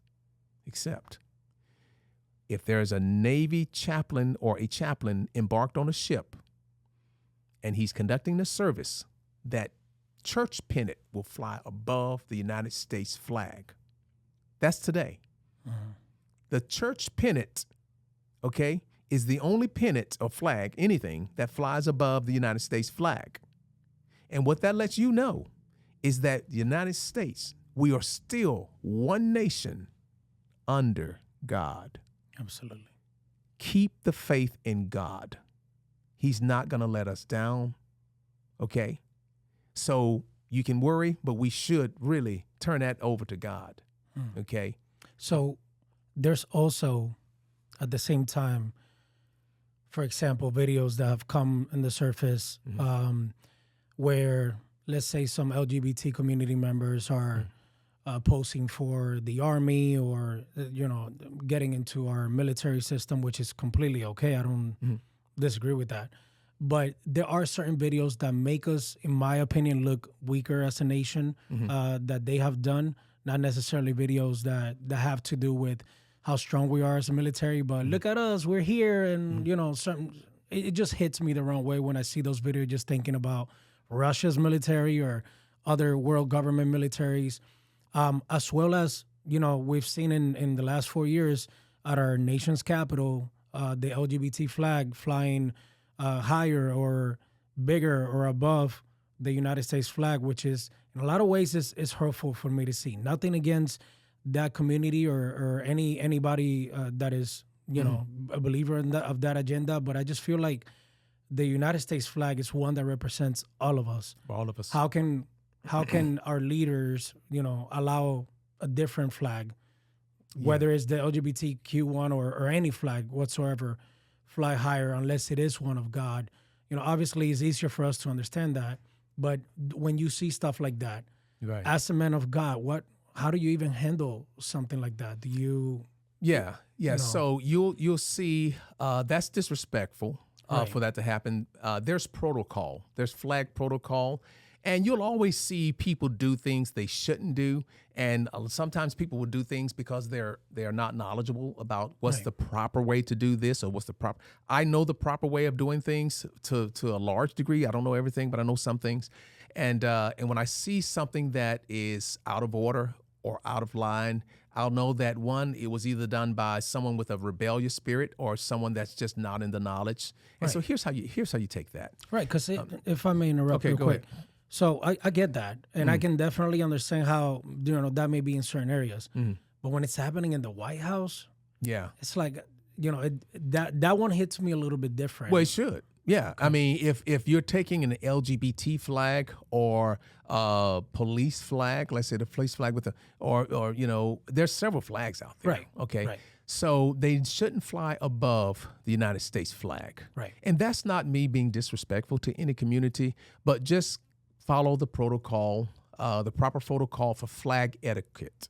So the proper protocol for flag etiquette tells you how to display certain flags, not only vertically, but also horizontally, which one goes to the far right, and so forth and so on. And so you'll see the military really pay great attention to that, and sometimes you'll see things that are just out of order, and it'll be done by people that you see in high places, and you would expect them to know better or to do better. So, and I can't justify that. So people will do wrong, and we'll go beyond that. We'll allow our flag to be burned. And what do you do with people that burn the flag? What do you do with that? Well, inside, I want to, take action against them. Yeah. But obviously, we have to show grace in some ways. We let right? that. We totally let that happen. So why? Why do you let that happen? Okay, someone wants to burn the United States because we're in the flag. United States of America, and it's the only place in the world that allows that. Freedom. Right. Okay. So if we punish people that burn the United States flag, then we are no better than communists. Yeah. We're not communists. Okay. So when people burn the flag, that's actually their right to do that. So, and I am a warrior. I'm a combat veteran. I fought so that you can have your opinion about political candidates, so that you can say, I love the flag or I hate the flag. Okay. That's why people are trying to get to America, because we actually got it right. When I do the Old Glory poem, okay, that's 800 words that I recite that poem. And a part there, I talk about burning the flag, and I talk about, desecrating the flag. And you know what I say to it? Because I'm speaking on behalf of the flag. I say that it hurts, but I am strong. Wow. And that's the way you have to get that. Everyone is not going to do right. Yeah. Some people are just not going to get it, and they're going to do wrong, and it's going to hurt, but you are strong. Okay? You can't punish them. You're strong. You will adapt, you will overcome, and we will prevail in the end. Amen. So, yeah. Van, you have developed through your life some very thick skin. Yeah. So I can imagine, I don't see anybody arguing against you, rebelling against you. It feels like a disrespect to even dishonor you in some way, at least in front of you, right? Right, yeah. As you have done so many events around the United States, have you ever encountered an individual that wants to argue against what you're promoting or what you're saying, the beautiful poem of Old Glory? Has anybody ever been like, well, that's, whatever, blah, blah. Have you ever encountered any of those type of situations? And how do you even handle that if you have? Yeah, I get on both sides, if I can say both sides. I get some people that are, I just go from one side to the other. Some people on, let's say, very conservative. I've had people that are very conservative to ask me, hey, I enjoyed that Old Glory poem that you did. So tell me, are you an American or are you an African American? Now these are, okay, I get it. All right. I see they're happy.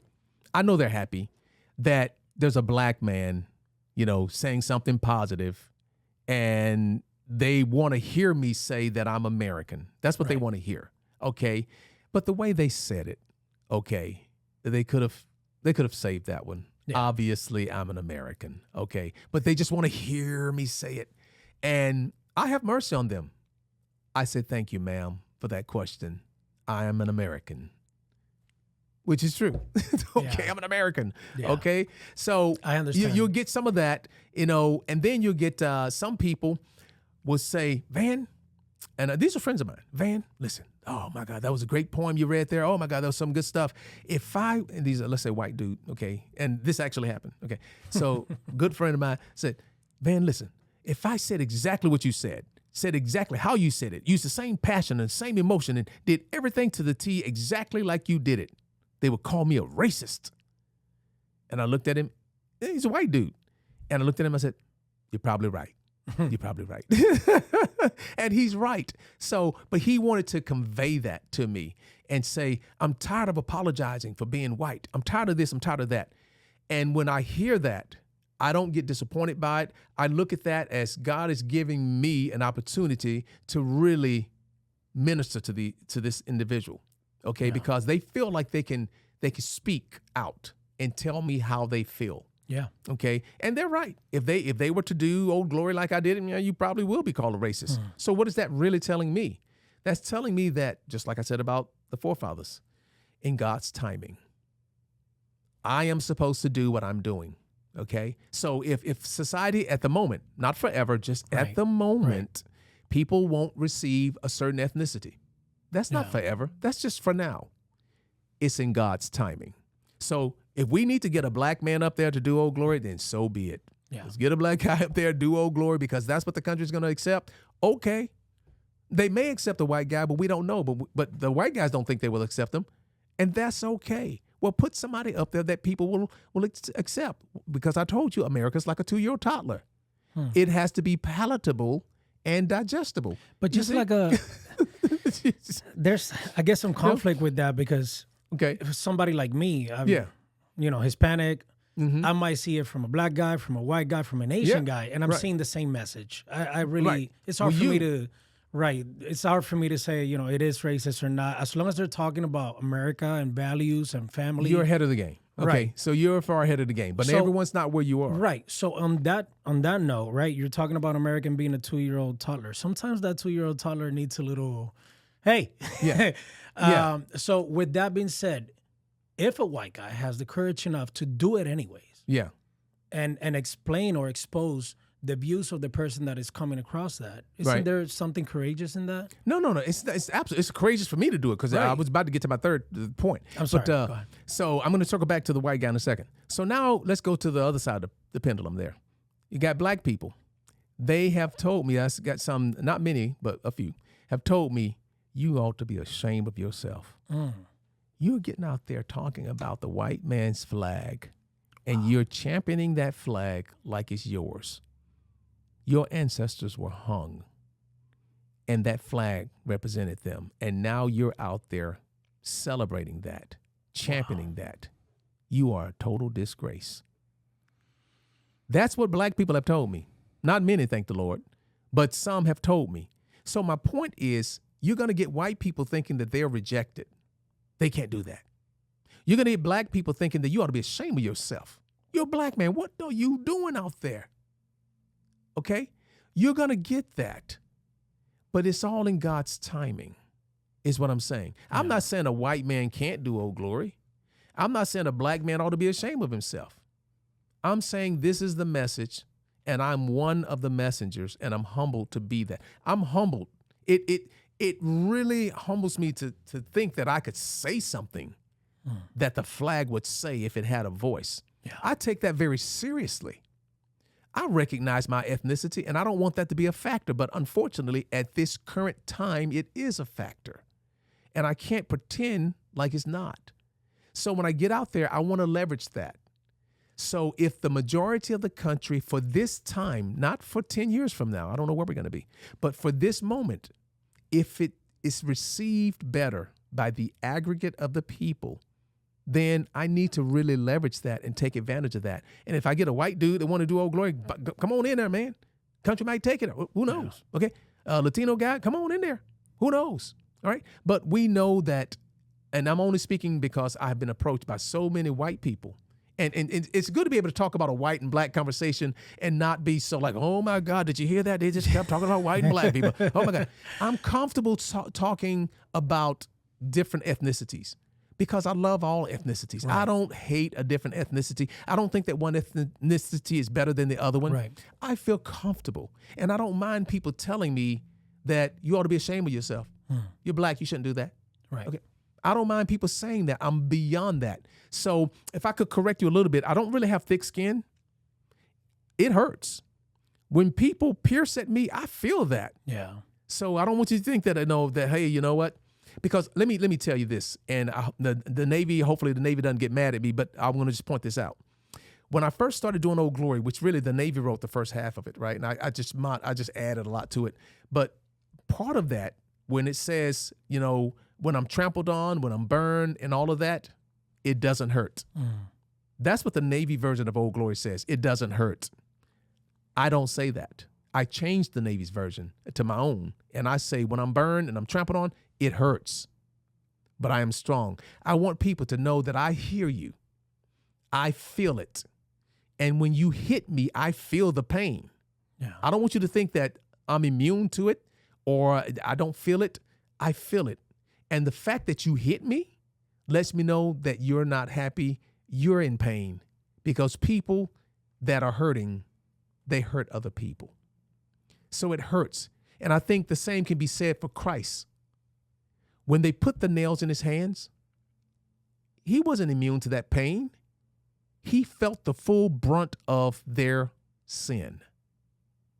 I feel it. So that's really what I'm trying to get at to you. I feel the pain. I don't really have thick skin. All of the slashing and dashing and jabbing that people are doing at me, I feel that. Yeah. And I think that I need to feel it because it gives me a good sense of where they are and how they're hurting, and give me a good sense of how do I respond. So I guess I can tell you that my actions are not based on what people say to me or what people do to me. They're based on who I am. And that's really the kind of the right approach. So I welcome people to tell me that they won't accept that from a white man. I welcome people telling me that. I welcome people telling me, you ought to be ashamed of yourself. You're a black man talking about a flag like that. I welcome, at least I know how you feel. Yeah. You know, and as long as we can talk, there's hope. Okay? Because just use your imagination for a second. If Jesus had a Facebook account, you think he'd go around blocking people? No. No, he would not block people. So we need to be very careful about how many people we block that don't agree with us politically. So the election is going to be over here shortly. Somebody's going to lose.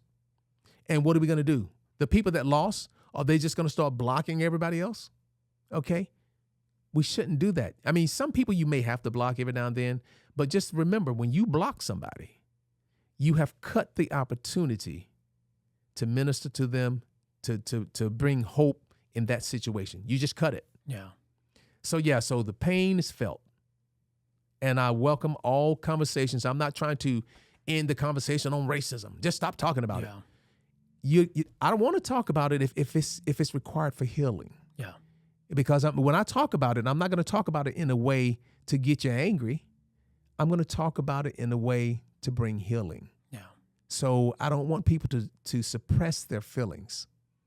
Let's talk about whatever it is you need to talk. Like you're doing now. You're talking, say, hey, man, hey, that's what everyone should be. And I'm telling you that your questions that you're bringing to me, there are people out there, that's their question. Yeah.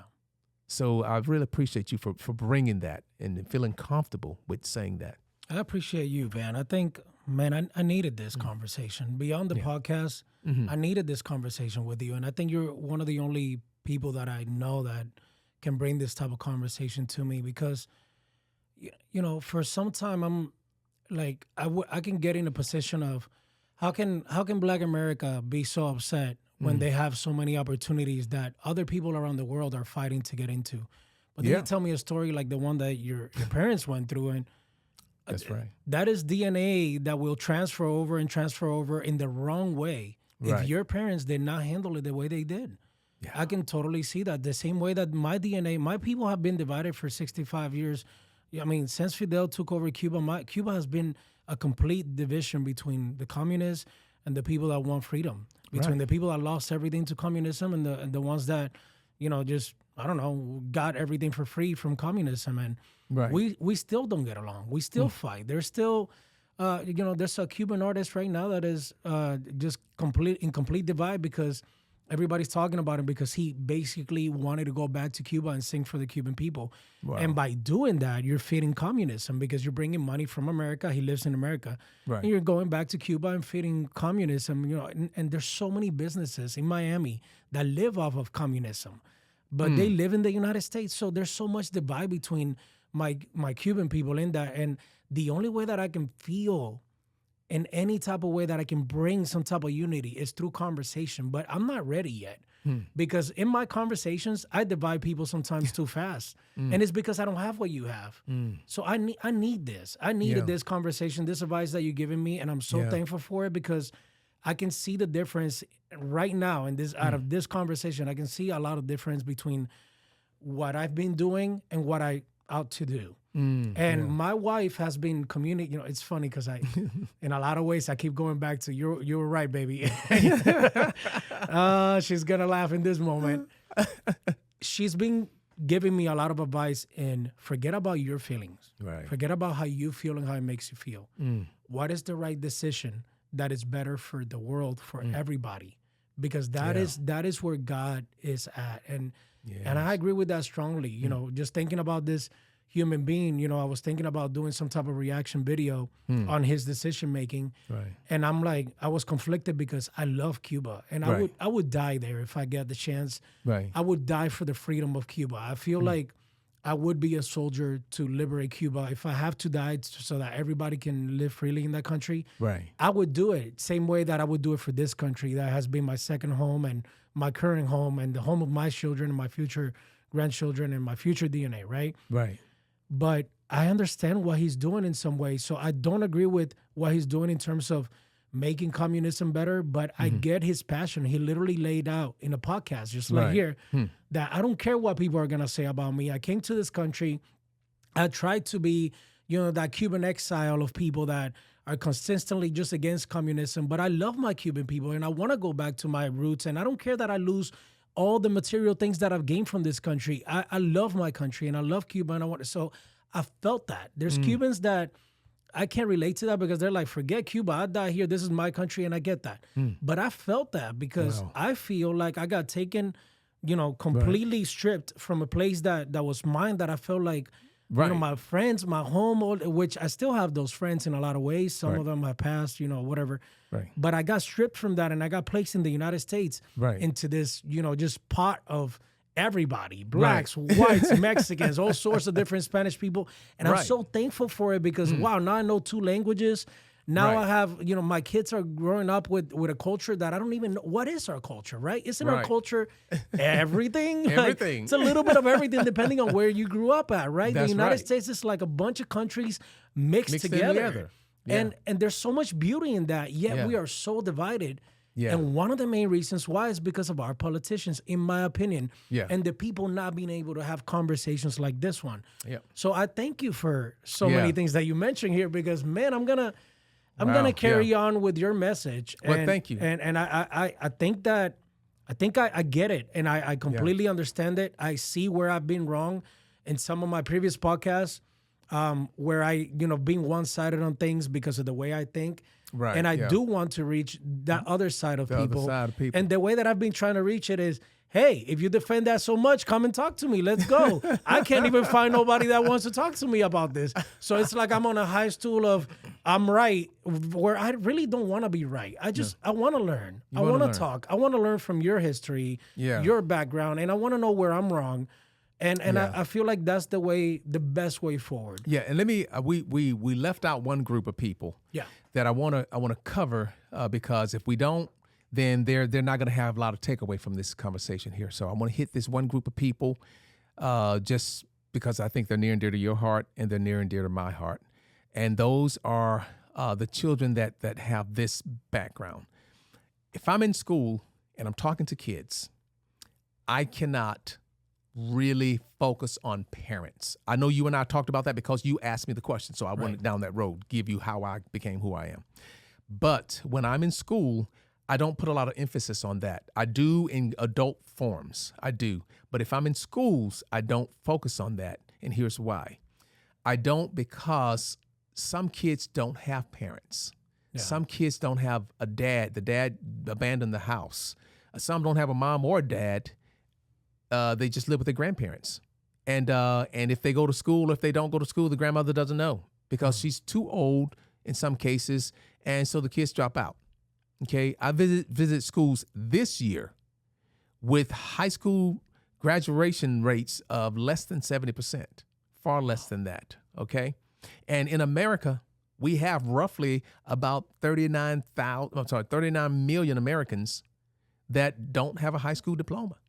And that's because of over the years and over the decades, lots of kids have dropped out. So if I go talking about how great my parents raised me and all of that, there's a lot of American children, they will just tune me right out. Absolutely. So when I come into schools, I want to make sure we cover this segment, that we need to address those people because they are in the high numbers. They're important. So here's how I do that. I do that really by talking about the best friend and the worst enemy. And I really want you to get this. I ask the kids, I say, all right, I want to see the hands of everybody that knows their best friend. Raise your hand. I get a lot of hands up, probably about half the hands. And that's okay. Put your hands down. Now, everybody raise your hand if you know your worst enemy. I get about the same amount of hands. And I have to tell them in some cases, don't tell me the enemy, just raise your hand, Okay, put your hands down. All right, so I got some good news for you. Your best friend and your worst enemy, I know who you think they are, but they are the same person. And now I hear some chattering going on. I let all the chattering subside. So I said, your best friend is you. And your worst enemy is you. Wow. And I said, I know you've been thinking your mama is your best friend, your sister's your best friend, or maybe your girlfriend's your best friend, or your dad. No, your best friend is you. And I don't mean this in a disrespectful way, especially for adults who are married thinking that their wife or their husband's the best friend. You are your best friend, and I can prove it. When it's 2 o'clock in the morning, you know you should be asleep, but you're eating that Twinkie. Actually, you ate 2 Twinkies. Mom don't know that, and mom can't stop that. Only your best friend can stop that. Whenever it's 4 o'clock in the morning, you're watching those YouTube videos. You know good and well you have a test in the morning. You have a math test within 4 hours, and you know you need to be asleep. But you're sitting there watching YouTube videos. Your best friend don't know nothing about it. I mean, your mom don't know nothing about it, but your best friend does. Okay? Now, on the flip side of that, your worst enemy. Your worst enemy can't be anybody but you. Because if your mama tell you, son, you're getting up there in age, about to graduate high school, I just want you to know that I just don't think college is for you. Based on these grades and based on what I've seen, you're going to need to do something manual with your hands. College is not your thing. It doesn't matter who in your house or who you know tell you that. You could go to college and you can work past that. However, if you tell yourself college is not for you, you can put a fork in it. You ain't going. The worst enemy has spoken. That's right. Suicide is the number 2 cause of death amongst Generation Z. They have succumbed to the worst enemy. The worst enemy, you are the worst enemy. You are the only person that can guarantee your success and guarantee your failure. That's why when you're trying to be the best version of yourself, it doesn't mean that you're perfect. It means that if you fall down, you get up. It means that you recognize that excellence is a moving target. Whatever you did this year to get first place, that's not going to be good enough next year. You're going to have to do better. While you're taking your victory lap, your competition is getting better. They're going to beat you next year. Yeah.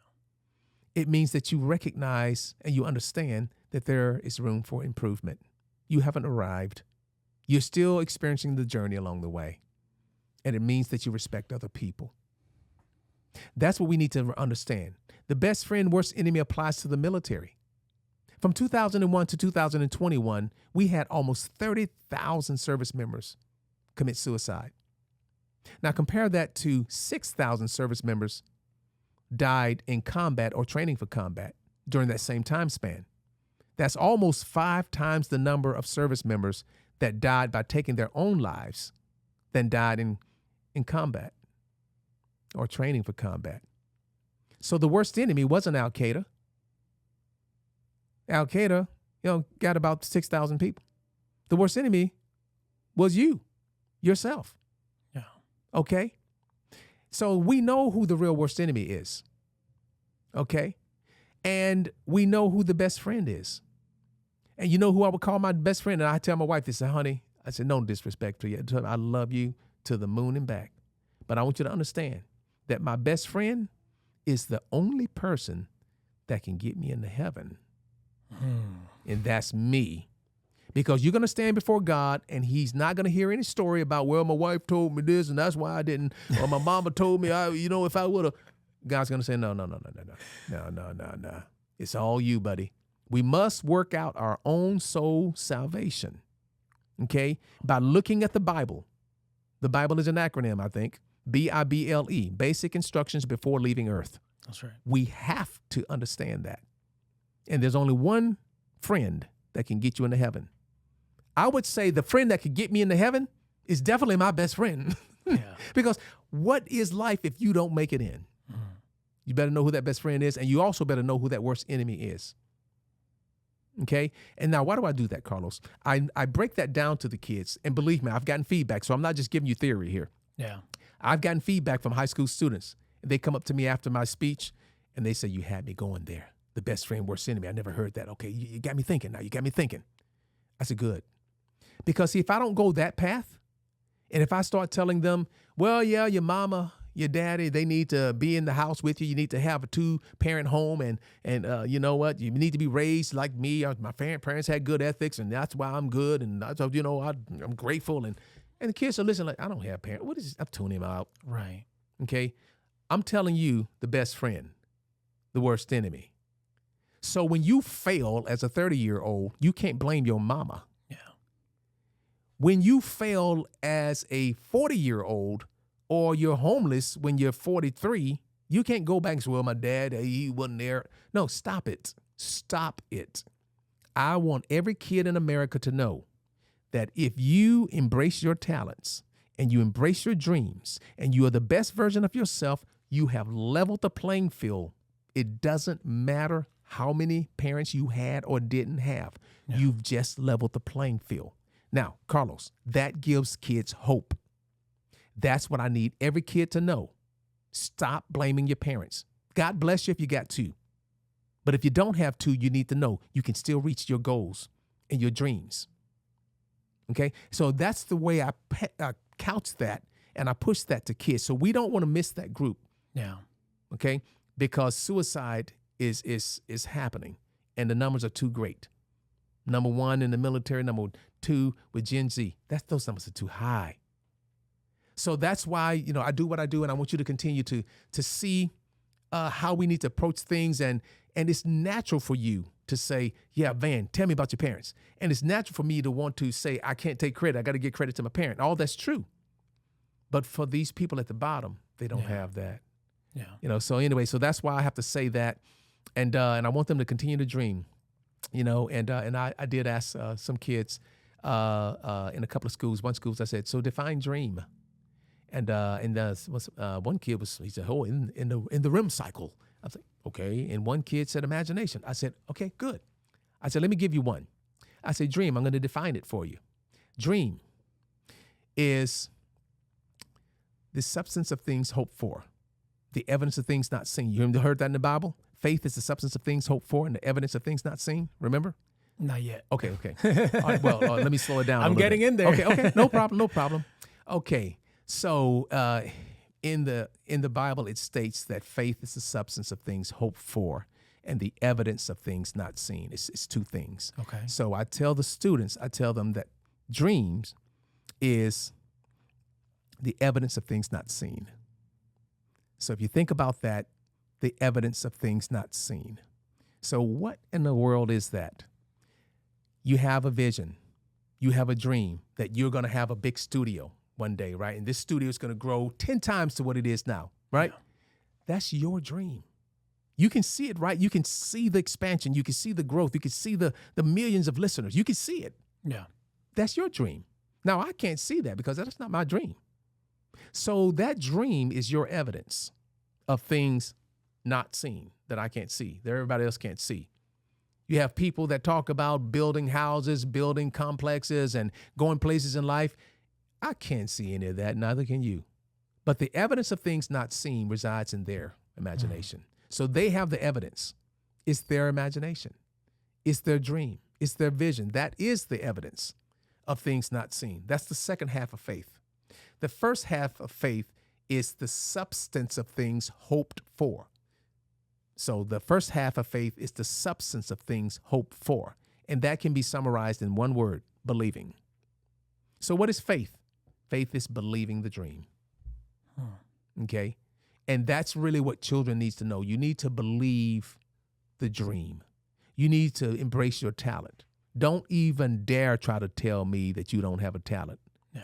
Everybody has a talent. At least one talent. Yeah. You have lots of talents. Okay. So you have to just pick and choose talents, right? Sometimes I spread myself too thin. Maybe so, because you're so talented. Right. And that can happen. Okay. And there are people in their 60s. I'm not going to call any names, but there are people in their 60s telling me, Van, I need to know my talents. And we work together. We talk about talents because When you embrace your talent and you embrace your dream, there lies your purpose.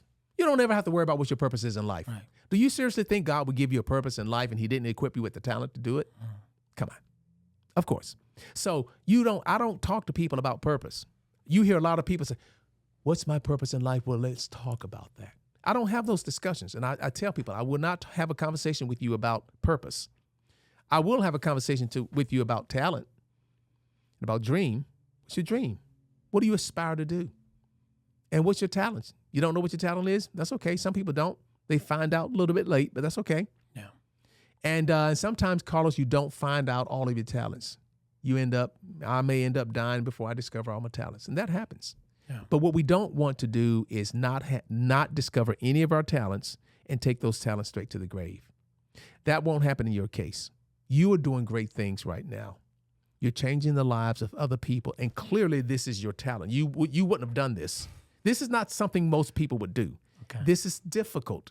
This is just not comfortable. Yeah. But somehow you find it comfortable. I do. Okay? That says talent. That's what it is. So God's going to expand you, brother. So anyway, I just wanted to make sure we didn't leave out that segment I of appreciate America, that. the I think I would have left that out because I appreciate you, man. I really do. My pleasure. Speaking for those people is very important. Yeah, it's magical. The things that you just said is very important. And the way that you did it too.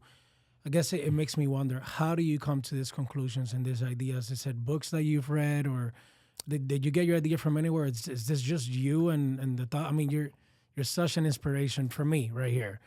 Well, it's a talent, and the talent is called, and most people, you won't hear people refer to this as a talent, but it is. It's being a sponge. Being a sponge. And when I mean being a sponge is I observe, I look, and I try to gather, and I don't discriminate against people just sowing into my life. Yeah. Did you know that Old Glory started out pretty much like the Navy? And then how did it change to what you see now? It changed because I was a sponge. There were so many high officials at the Pentagon. They heard me do Old Glory. Keep in mind, Old Glory was being done decades before I even started it. That's actually, I wrote it down here because I wanted to talk about that. So on Old Glory, can you give me a little bit of background on that, when you started it and how? Yeah. So I started it back at my Pentagon days in 2008. And it was the Navy. By Pentagon days, you mean you worked at the Pentagon? I worked at the Pentagon. So I worked at the Pentagon in 2008 through 11. And while I was there... Are you allowed to talk about what you did there? Yeah, to this. I can talk about this. Because this is just passion me, So I was there at the Pentagon, and during retirement ceremonies or promotion ceremonies, some of the officers and senior enlisted, they knew that, I like to do public speaking. So they said, hey, Van, can you read Old Glory? So, okay, now, me being Van, I didn't want to read Old Glory plain, so I wanted to put the Van Morris to it, and which means I put some emphasis and, some dramatics to it. And so it caused them to actually pay attention because of the way I was reading it. So it wasn't the standard way of reading it. So they paid attention. And by paying attention, they noticed the words. And they were like, I don't like that. Oh, I don't like this. So they pointed out things they didn't like. One Army chaplain pointed out the fact that I said, I bow to no one. So that chaplain said, well, you saying that the United States doesn't bow to God? I said, no. He says, well, that's kind of what it sounds like. I said, no problem, sir. I'll fix that. So as a sponge, I took his input, changed it. And then the Coast Guard said, hey, you don't mention our name. And then it just went on and on and on. People had all kinds of stuff that they didn't like. And I changed it. Even one part of Old Glory said, I'm arrogant. So I was like, ooh, I need to take that out. So I just began to take things out. But a lot of different people were not complaining, but they were instructing me to do different things. So, and the last person that gave me some great instruction was a four-star general named Tony Thomas. So he was about to retire the next year, and he touched me on the shoulder, and he said, Van, you need to put some SOF, which is Special Operations Forces, some soft equities into this poem. And I hadn't had any soft equities in that poem, not at all. And I wasn't going to put any in there, but he brought that to my attention. He said, you need to change that. And so now I had to go back to the drawing board and figure out how to do that. And I did. I consulted a lot of the service members that was in the Special Operations Forces community. I consulted them, and they gave me guidance. And then I put my poet flavor to it. And then boom, there you have it. So Old Glory came about because I was listening and being a sponge to people that were pouring into me. Now, the end result is what you see now. Yeah. Okay. And I'm not talking about just some senior officers. I'm talking about millennials. Okay. Millennials told me never recite Old Glory unless you look the part. So they said, I would rather you be in a suit with a tie unless the occasion calls for otherwise. I'm like, millennials are telling me that? Wow. And that's why you see me in the tie most of the time. Some venues it's just too hot. I can't do that. But for most of the time, I would do Old Glory in a suit because I'm a sponge. I'm listening to the senior officers. I'm listening to the millennials. A little bit of everybody has a little part in Old little Glory. part in Old Glory. How beautiful is so that? I though? think that's part of my talent is to be a sponge. I'm probably one of the few uncles that will tell you that I get great counsel from my nephews and nieces. Like, how in the world can an uncle get counsel from his nieces and nephews? Well, first of all, some of them in their 50s, some are in their 40s, so they should have some kind of wisdom to bestow upon me. Well, I get counsel from my kids. And then And their you beat me kids. to the punch. You beat me to the punch. And then from the children, see, that's a talent. See, people don't really know how to do that well. You're becoming an amazing person because you are like me. You're a sponge. You recognize, and you're not going to say, you know what, I'm going to go ahead and put a brick wall here because I'm older than you, or I'm higher ranked than you, or I'm further than you in this company. No, you can get advice, solid advice from a child. Yeah. And one of the best pieces of knowledge that I got was from, oh my God, I think this boy couldn't have been over. I'd give him 13, 14. He was not over 14. So there I was at the Seal Legacy Foundation's event there. And I'm talking to a group of young people there. They're kind of like JROTC students. Yeah. And I'm asking them, hey, what do you aspire to be? What do you want to do? So getting around. And then one of the boys gave me his thoughts. And he said, I love America.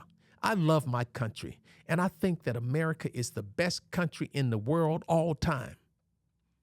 I said, the best country in the world, gotcha. But the best country in the world all time? I said, you mean since the beginning of time? He said, yep, there's never been a better country. I thought about that. I said, thank you for saying that. But he made me think about it. And I started thinking, I said, like, I'm not going to sit here and say America's the best country all time, but he might be right. He might be. He might be right because if you think about it, yeah, you had other countries, the Roman Empire. You had a lot of other empires and countries that have existed much longer than we have. Okay, but when you consider everything, America is not run by a dictator. America is not run by a king. America has freedom. America doesn't have slaves. America has the right to vote for everybody. America doesn't mandate that you serve in the military now. So you can serve in the military if you want to. You don't have to. So you look at it all, and we're the one global superpower in the world. And if you look at where we are today, what other countries, empires have done what we've done and are at the status that we are right now without forcing people to serve in the army, Yeah. without having a dictator king, without smashing, how many countries can say, okay, today we are where we are today, and snapshot how many are free, how many are mandated to serve, how many, you kind of look at it, we could be. Are we perfect? No. We've had our dark moments, but we have corrected those things, okay? And so, yeah, he may have a point. Yeah. So it's kind of hard. So kids can say things, man. Next thing you know, I'm in a suit. Next thing you know, I'm doing Old Glory dressed up. Next thing you know, I'm thinking about who America, the best country all time. Let's see here. So yeah, it makes you think. It makes you think. Yeah. Are you proud as you travel the United States? Are you proud of what you see? Yes. Oh my God. Yes, I am. I'm proud of kids. I'm proud of Americans, and I don't see the division. So I talk to, you're going to get a few people here or there that's going to say negative things here or there. But when I go to cities, I just left New York less than 2 weeks ago. And I went there and 30,000 people were in the streets all together, much closer than we are. And we're all singing Amazing Grace. Wow. We were all singing God Bless America. It wasn't conservative singing or liberal singing. It was people. We the people were singing. They all came together, and that was 2 days I was there. Everybody treated me nice. And I was in uniform for the second day, 9/11, 23rd anniversary. And I was walking to my next destination, and there were people everywhere. And I could just see to my right side in the distance, I could just see a silhouette of two you look like young guys. Couldn't have been over 15, 16 years old. And they were just dressed kind of ragged there, nothing fancy, like they just came off the street, right? But I looked over and I saw them, and they were standing up in rag clothes holding a salute. And I looked and I stopped. I talked to my wife and said, hold on. And I stood up tall in my uniform. I did a pivot, military pivot, and I rendered a salute. And I broke the salute down, and then they ended their salute, and I walked over to them, and there was people watching this happen. I walked up to them, talked to them for a little bit, thanked them for showing respect, and I was respectful back to them, and I gave them a little card so they can have something, and it meant so much to me to have just strange kids that's out of nowhere, just wherever, and just they saw that. And I don't know if they never known anybody in the military, don't know, but they felt the salute was the right thing to do. And I've gone to several inner city schools, several. I've spoken to over 25,000 kids in the last 16 months. And every school I've gone to, if I say, stand up, let's do the Pledge of Allegiance, they do that. And I don't get any bad feedback from the parents. And the most precious signal to me of all is when I do Old Glory. You've heard Old Glory. Yeah. I've done Old Glory in schools in Mississippi, Louisiana, Florida, North Carolina, North Dakota, and California. And for the 4-year-olds to second graders in California, when I'm done doing Old Glory, because, oh, by the way, while I'm doing Old Glory, they're locked in. And at the end of it, the teachers allow the kids to pass by me, and they don't have big words. They'll say things like, you did good. High five. That was nice. High five. That's how they express themselves. Man, if that don't give you hope about America, there's nothing that will. And lastly, I'll tell you, I was on an Indian reservation in Mississippi. It was in the Choctaw Indians, right?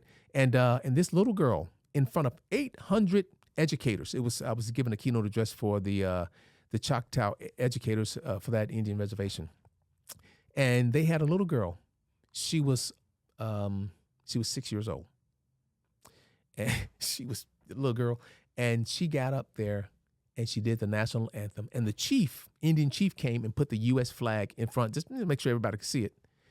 And that little girl sung the U.S. national anthem. She sung it with the right notes and everything. And she did it in her Choctaw language. Wow. Man, look, I don't know what is happening with the news cycles.